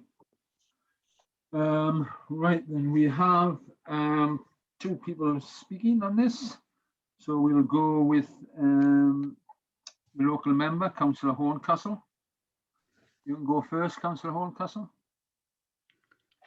Thank you, Mr. Chairman. I'm just finding it. I've got it written down because Democratic Services have asked that they can have a copy of it. So, right. Okay, right, dear members, I'm speaking as a ward councillor, not because I've been involved in any way with this application, but because the applicant and agent have copied me into numerous emails from the start, which was over a year ago. Since this was an application to change the design to a smaller dwelling and move the proposed dwelling into a more sensible location on a site that already had plan permission, I assumed it would be relatively straightforward and would just be a delegated approval. However, I was very surprised to find the officer recommendation is for refusal. The report is rather negative towards the application and uses certain information that I find factually incorrect. Paragraph 7.4 brings into discussion sustainable location in Sparty Lee. Sustainable location and Sparty Lee is not listed as a smaller village in the Tynedale core strategy. The Allendale neighbourhood plan, which is the most up-to-date policies we have, allows new housing in all villages, settlements and hamlets in the parish, so I'm not sure the relevance of that paragraph. The report mentions a carport, which conjures up something more urban. The application simply has an internal garage, which doesn't have an external door. The report states the application has large dormer windows. The submitted plans clearly show small dormer windows, and in a discussion with a planning officer yesterday, it was agreed they are small. Timber cladding is not traditional. Well, if that's right, please explain how a delegated decision allowed timber cladding on a massive scale on a house just a few miles away in the same parish with the same neighbourhood plan. The AONB design guide may say timber cladding is rarely used. It doesn't say it objects to it, but timber is being used more and more in the parish now with numerous shepherd's huts, glamping pods, log cabins for tourist accommodation, and 2 log cabin dwellings. Most of this proposed dwelling is stone built using stone from the original barn that fell down many years ago with traditional slate roof. The report hints that dormer windows are not a local feature. There's a couple of semi-detached properties 40 metres away with dormer windows, 2 properties 200 metres south with dormers, and many of the old miners' cottages, because of the lower roof height, have dormers, and in the wider parish there must be hundreds. On the subject of unsuitable materials, in an AONB, perhaps someone could explain to the committee why delegated approval was given to a traditional farmhouse renovation 200 metres away on the side of the main road, where about a third of the house is clad in black tin. Certainly not to people's taste, but obviously acceptable to the officers. This application has the support of the parish council, a body which takes its neighbourhood plan very seriously and also has my support. The application proposes better siting, better access, a lower roof height and a smaller building to give more amenity space to the outside and to the gardens. Hopefully during members' questions and debate, you, the committee, can come to a sensible decision and bring some consistency back to decision making in the Allendale area.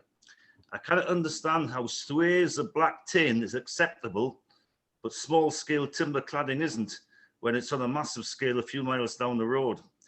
Furthermore, with a lower roof height to the previous approval, it will have a lot less impact and will hardly be noticed from the main road, which is adjacent but at a much greater height. The other thing I'd like to say is that in the report, it sort of hints that this design you've got in front of you today doesn't exactly resemble the original barn.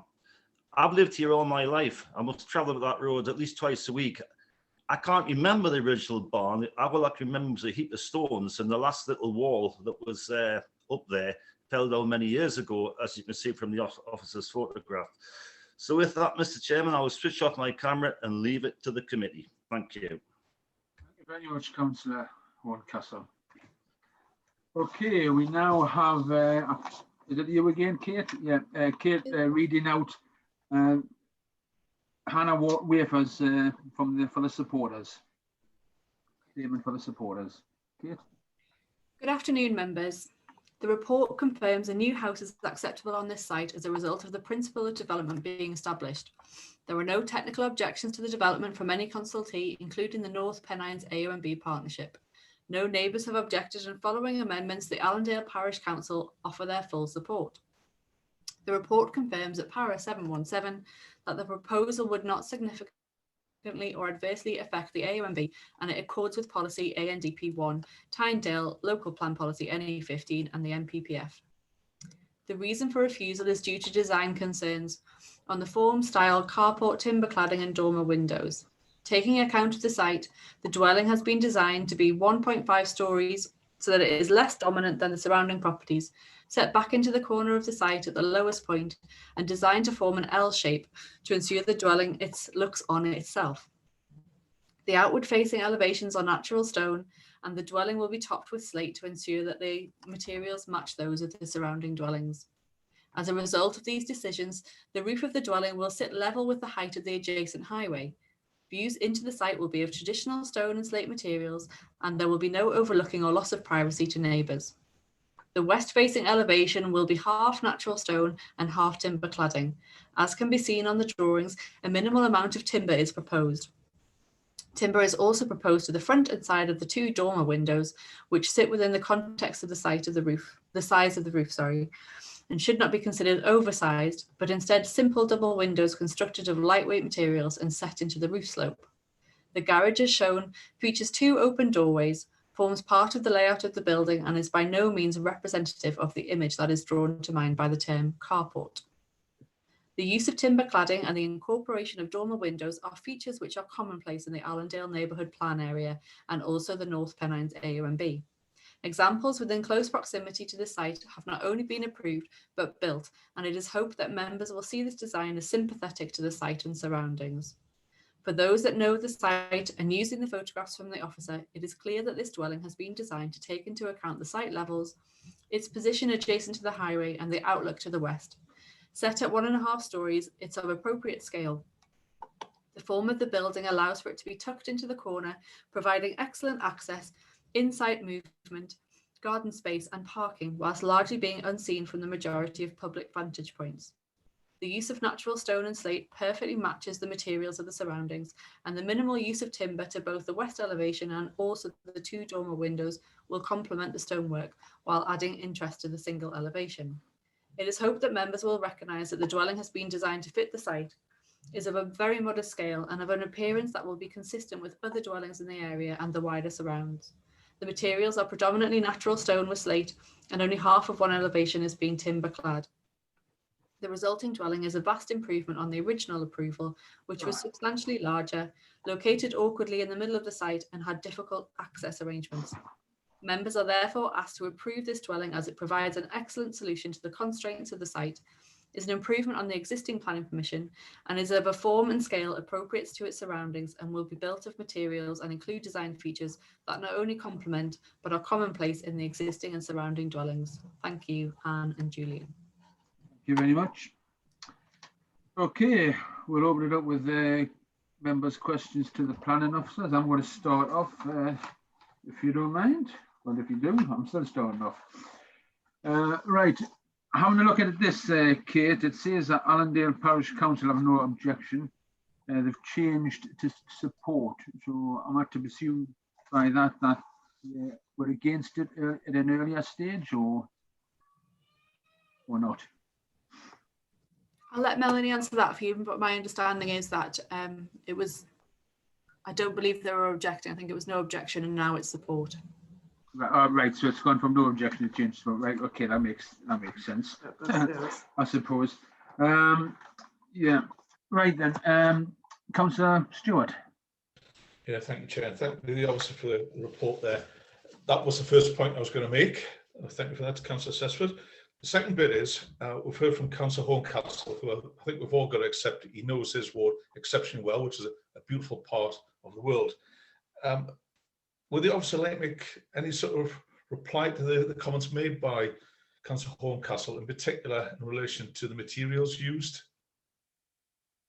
Different things. Councillor Horncastle mentioned that he doesn't remember a building there. We do have the sort of planning history back until 1988 through till 2006 when there was a building there and there was various permissions. So there's actually we have the history and we have photographs of that building. So yeah, it has gone probably some 10 years ago. Yeah, Councillor Horncastle has mentioned other examples round about the site. They're not ones that I know intimately. I think I might have seen some of them, but not ones I've dealt with. So yes, I can't comment in any detail on those other applications. And I mean, agreed, timber cladding is used, as Councillor Horncastle said, on chalets and shepherd's huts, but traditionally it wasn't used on buildings in the AONB. And obviously, when I was writing up this application, I did look at the AONB design guide and the details contained within it. Fine, thank you, Chair. Okay, anybody else with questions to the planners? Councillor Shaw. Yeah, just one very quick thing is that in the reason for refusal, it's got it's contrary to the Allendale Neighbourhood Plan policies. In Councillor Horncastle's statement, he stated that the plan was to allow houses to be built in all the hamlets around Allendale. It seems to be a contradiction, and I'm just seeking clarification, please. I can answer that for you, Chair, if I may. So just to give you a bit of background to the application, officers are making it very clear we have no issue at all with the principle of development of a new house here. We've granted permission in the past. We had granted permission for conversion of the previous building that was collapsed on the site. We have no problem with that. We also have no issue with the siting, which we agree is appropriate where it is. The policy that is being used is for the rebuilding of these buildings. So the Allendale local neighbourhood plan does allow for the rebuilding of buildings which have collapsed over time. And the inference of that policy is that the building that's put up in its place should be of a reflect that building as much as possible, so a barn style. What officers are saying here is we're very reluctant that this application's come to committee. We've been working with the applicant to try and resolve the design issues which we consider could be fairly easily resolved, and we've asked for some amendments to it, and unfortunately obviously the applicant wants the scheme that they've submitted, and that's why it's come before you today. But there are relatively minor things that they could do, including the removal of the dormers, which aren't traditional on barn structures, which is why we've been seeking their removal. And something more traditional like what was approved before would be acceptable. So we're absolutely not saying that we wouldn't approve a dwelling here. There are the principle of development is absolutely acceptable, but we do require some small design changes, which is why it's before you today. Chair, could I just come in here as well, please, if that's possible? You certainly can, you have done. Yeah.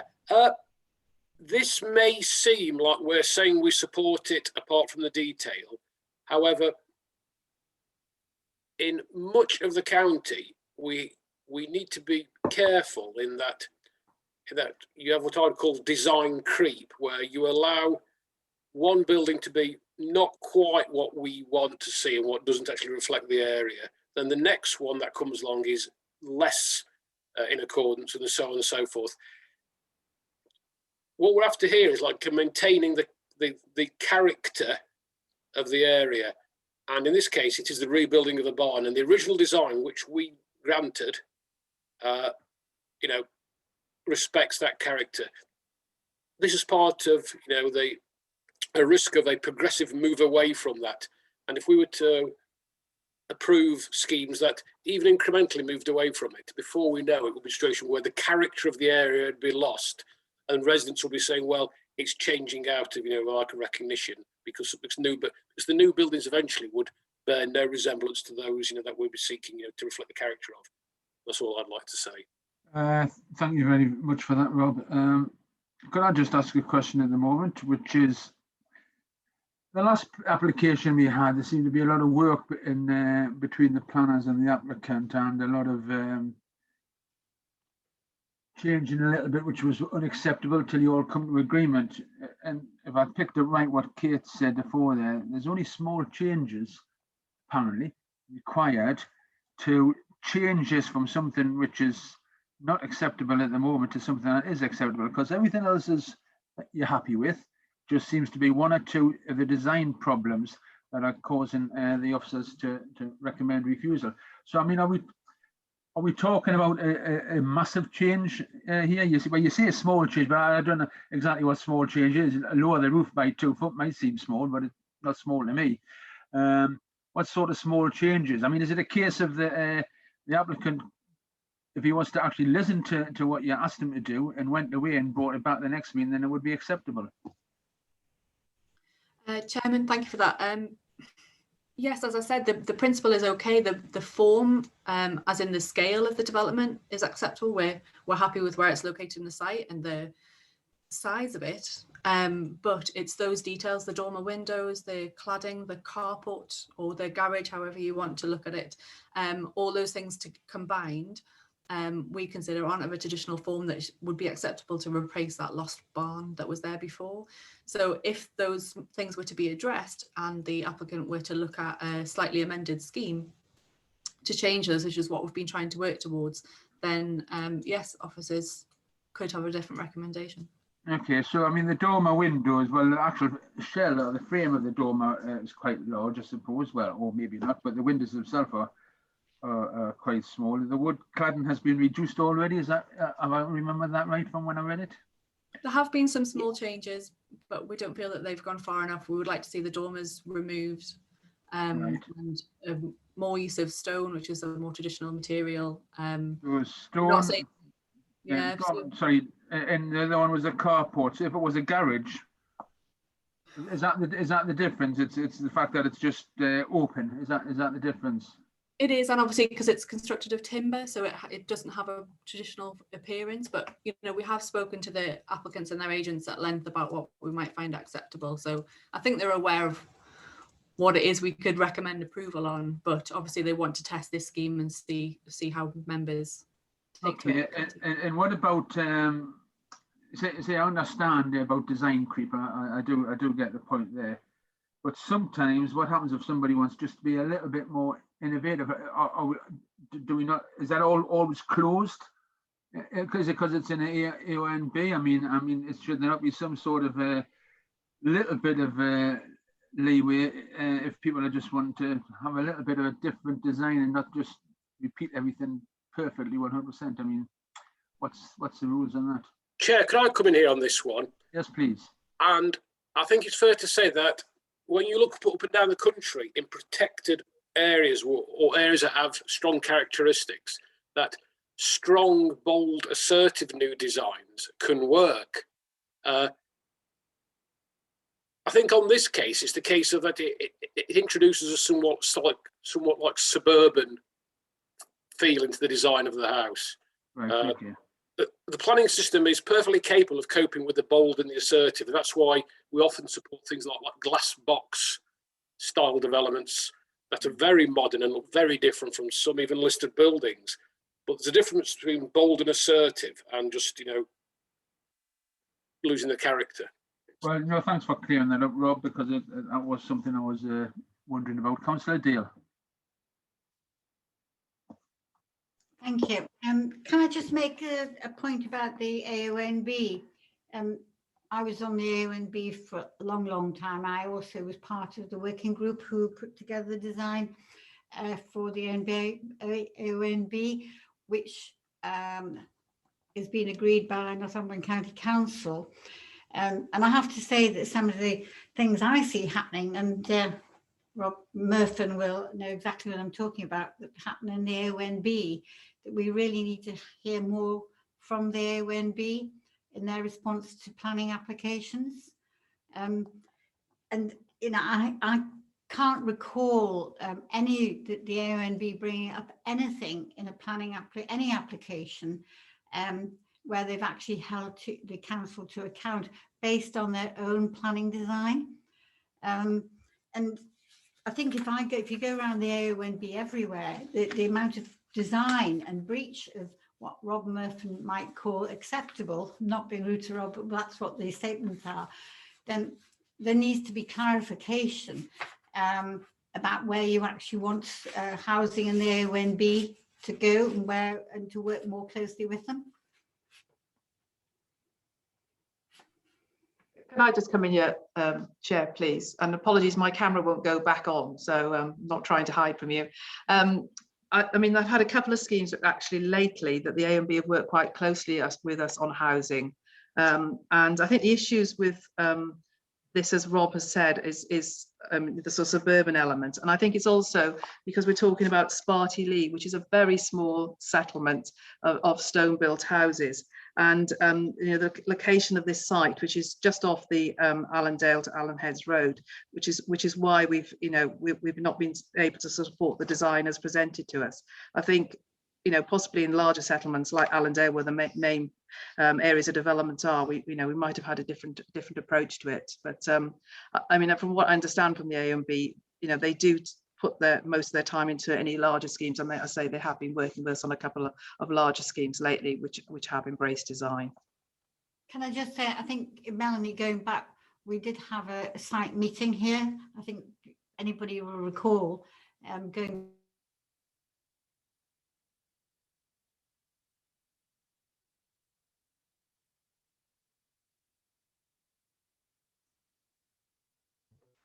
Chair, you're on mute. Thank you very much for that. Would it not be useful, Melanie, if indeed, just a second, please, can you leave yourself muted, please, people? Thank you. Right. Would it not be helpful if there's a problem with an AONB, which, you know, in this case there is, for the North Pennines AONB to actually have sent a response? I mean, that's not very helpful. I mean, I can't obviously speak on behalf of the AONB, but I think it's resources. So they do, you know, they do put their consultation responses into the sort of larger schemes, or so yes. I mean, we talk regularly with the AONB,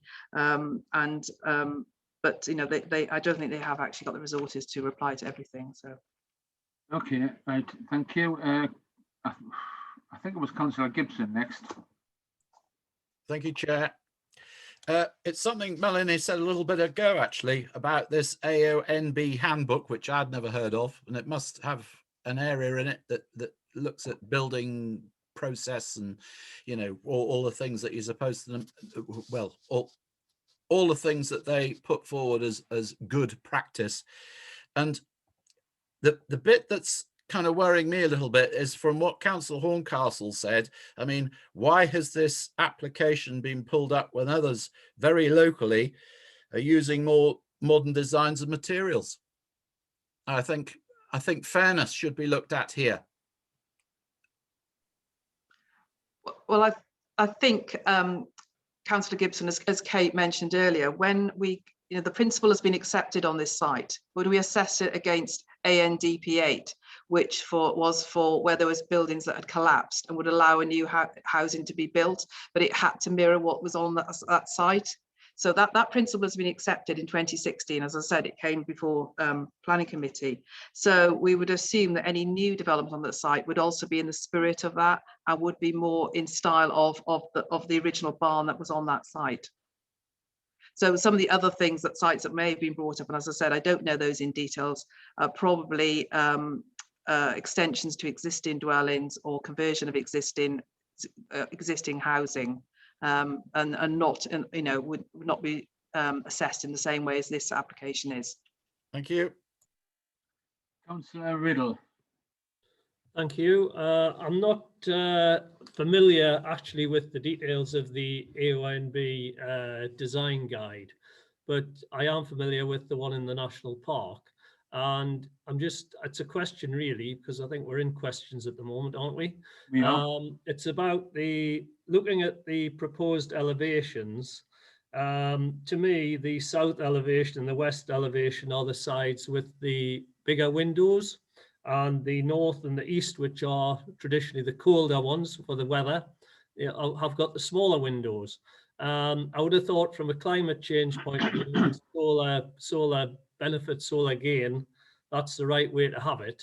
But the other point is that, you know, I know in the national park we have moved towards using timber on a sustainability and climate change point of view, and I'm just asking, is there nothing like this in the design guide for ONB? I think the A&B design guide, which has been around a while now, does cover some climate change issues. But again, I think it has to be sort of site specific. So I mean, there's been no argument put by the applicant that this is done for sort of climate change issues. It's just the design that they desire. So we haven't had that argument put forward to us. So all the benefits of that. Thank you very much, Councillor Riddle. I'll just ask one more question, if I may. You've said that the design should be similar. That might not be the exact words, by the way, to the building that used to stand in this place, however many years ago it was. I'm not going to argue about the time scale on that. And my question is that if the place is down, gone, not existing anymore and hasn't for quite a while, then why does it have to be exactly the same as that? If it can be made to fit in with its surrounding buildings that are still existing. I think this design is quite different to what was originally on the site, and the one previously that was granted in 2016 had moved slightly away from that. So we have moved away from that, and we are prepared to have been prepared to work with the applicant to allow a slightly different style of building. It's just the details on it which don't really conform to that design guide or to the sort of character of the A&B that we've had the issues with. Okay, right. Is there any more questions to the planners? No. In that case, we'll go into debate. Oh, sorry. Right, Rupert, are you wanting to still ask the question to the planners? Or are you going to debate? You need to unmute. Debate. Yeah. You're going to make a proposal, are you? I was going to make a proposal. Thank you. Go ahead then. My proposal is, after much thought, but I did read this stuff pretty sharp off the block, and also I was expecting to be chairman of this, so I've done some stuff in the meantime. We believe the principle of development is acceptable, but the scheme requires amendment. Therefore, we suggest approval on the provision that the applicant can make acceptable amendments within 7 working days. Then to delegate authority to the planning officer to approve the application if agreed. Okay, so hopefully that's a common sense way forward, and it solved, well, 2 birds with 1 stone. So let's make sure I've got this correct. You're going against the recommendation unless, of course, they come up with some agreement and change the plan slightly. The applicant change the plan. Is that more or less what you're saying there? That's the officer's recommendation. Right, I'll come to Neil because he's got his hand up there. I think we need to be clear on this, Chair. My note was approval unless acceptable amendments could be made. I'm not sure we can do that. You've got to determine the application that's before you as it is. I mean, when issues like this, I know that Rob Murphy's coming. I'm sure you'll have something to say in this, but when we've had this issue before, members have mooted maybe deferment or something like that, and officers have come back and said, well, I know in this situation, officers have tried to get an acceptable sort of build. Yeah. But maybe if we can hear from Rob at the moment. Yeah, I'll come to Rob now, please. Yeah. We had a similar situation in Morpeth last year, I think it was, where we had a scheme that was just about there, but the design had caused some problems, and members agreed with that. So it was up for refusal. So what they did then was basically defer it, and that if I could go away and we could negotiate an agreeable scheme, then I could approve that under delegation, and I would just involve the chair just to confirm what we'd done. But if we were unable to agree on a suitable scheme, then to come back to committee for a formal decision then. Sure. Yeah. Sorry, Neil, go on. I think that's a better way of doing it, Chair, certainly, because, I mean, bearing in mind that this would ordinarily have been within the powers for a delegated decision anyway. Okay. So, I mean, if Councillor Gibson would agree with that, then that seems to be. Do. I mean, I can't see why it can't be solved. I mean, it's you know, common sense got to rule. So let's get some heads knocked together, I think. And Okay, so can I just make sure, do you want to repeat it first, Rupert? Are you going for a deferment? Wait, go on. yeah, well, Neil will have to just. Neil, do you want to frame it for him? You want to frame the what Rupert's Yes, Chair, trying to say? I will, Chair. I didn't make a note of what Rob said, so I'll do my best. But he can correct I'm sure me you'll if interject. needs be. I'm sure you'll interject. Right. So the proposal is for deferral of them with delegated powers granted to the Chief Planning Officer to approve the application if I think if suitable amendments to the scheme are made within the Chief Planning Officer's satisfaction, or words to that effect, Chair. I think working days. Within 7 working days. Would that be acceptable, Rob? That time limit? Are you still there, Rob? What I prefer to do on this one is I recognise the sense of urgency from Councillor Gibson, and we just need to make sure that we do need to have a chance just to make sure there are no technical issues come up. So we proviso that I'll do it as quickly as possible as a matter of urgency. Can we say what we said, I think, in the Castle Morpeth one? I think we said 3 weeks. Oh, well. Yeah. You happy with that, Councillor Gibson? Yeah, fine. Sorry. I don't know what the norm was, but, you know. Sorry, Rob, I think probably the urgency was so that the matter could come straight back to committee if we couldn't agree. So I'm just having a little look at when the deadline would be for the next committee. Probably 2 weeks. Yeah, it is. So I would just suggest as soon as possible, possibly within the wording rather than just right. I'm making no promises here, and it'll depend on give and take on both sides, obviously. But with the Castle Morpeth one, I think I sorted it out the following day. Okay. So okay. Okay. Have you got that? Where's he gone? Neil, I don't know where you're going again. Oh, you're over there now. I'm here, Chair. I think in terms of a time limit, it might be easier just to leave it open-ended. I mean, Okay. I mean, obviously the planning department are going to bring it back if agreement can't be reached. So I think it's difficult to actually put a time limit on that. Okay. Can you form a proposal for Councillor Gibson then?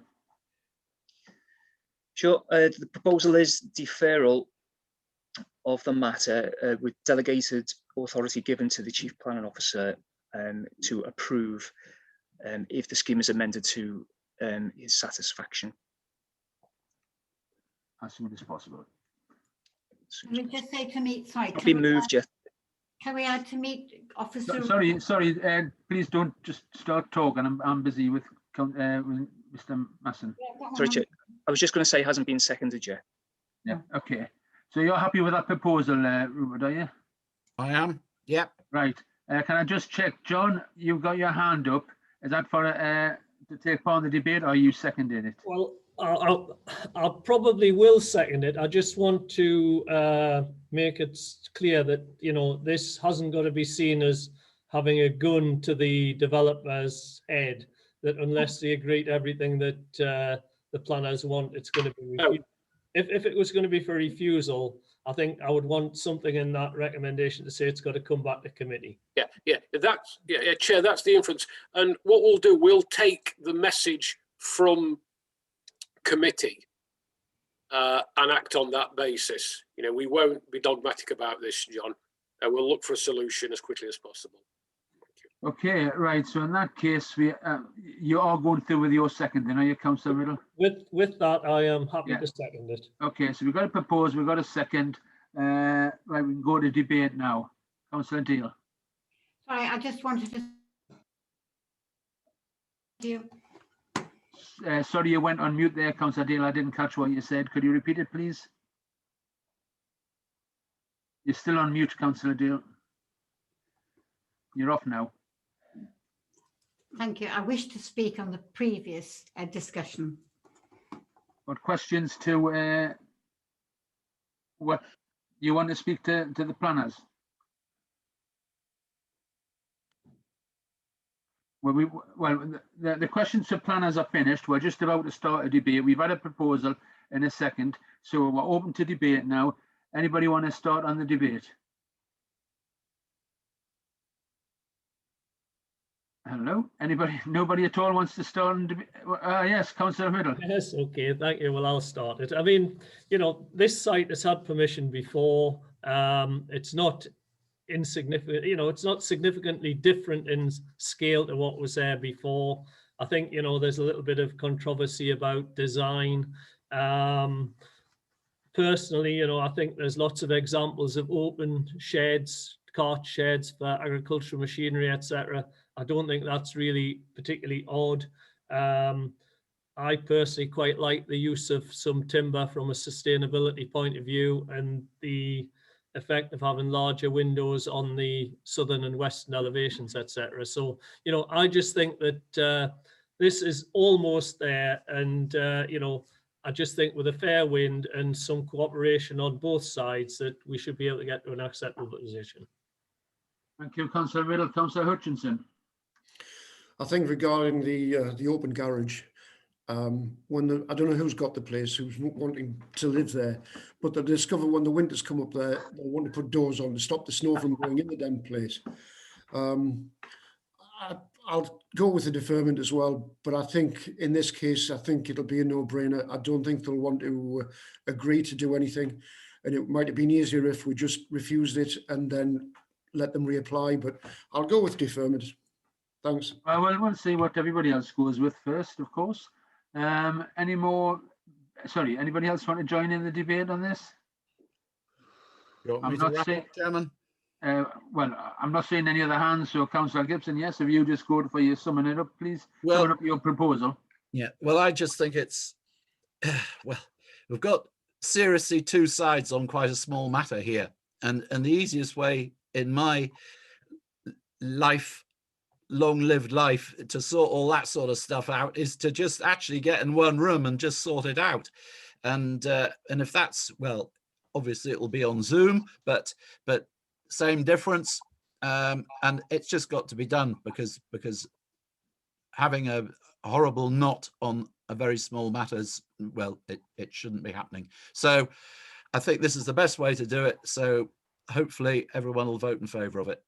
Thank you. Okay, thank you very much for that. I mean, yeah, well, I was actually quite close to a question that asked myself earlier on, so I can't disagree with that. Right, then, in that case, Neil, can we go to the vote on the proposal as put forward by Councillor Gibson? Yes, Chair.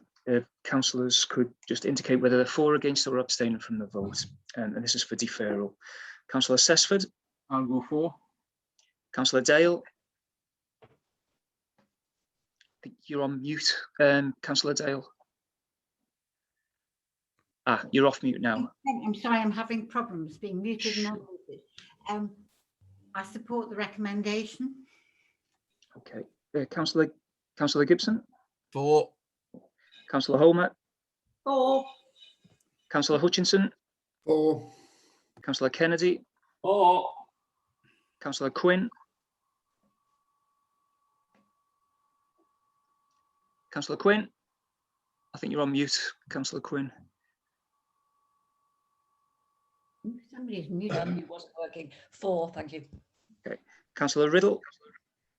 For. Councillor Sharp. For. Councillor Stewart. For.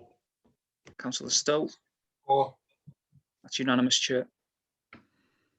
So the decision is to defer this, and the Chair of Planning will get this sorted out as soon as possible and come back to committee with it. Thank you. Right, then moving on, we'll go to number 8. Rupert, this is the appeals report update. Mr. Chairman, can I just come in for a moment there? Yes, you can. Now that you've taken the vote, I can, speak again.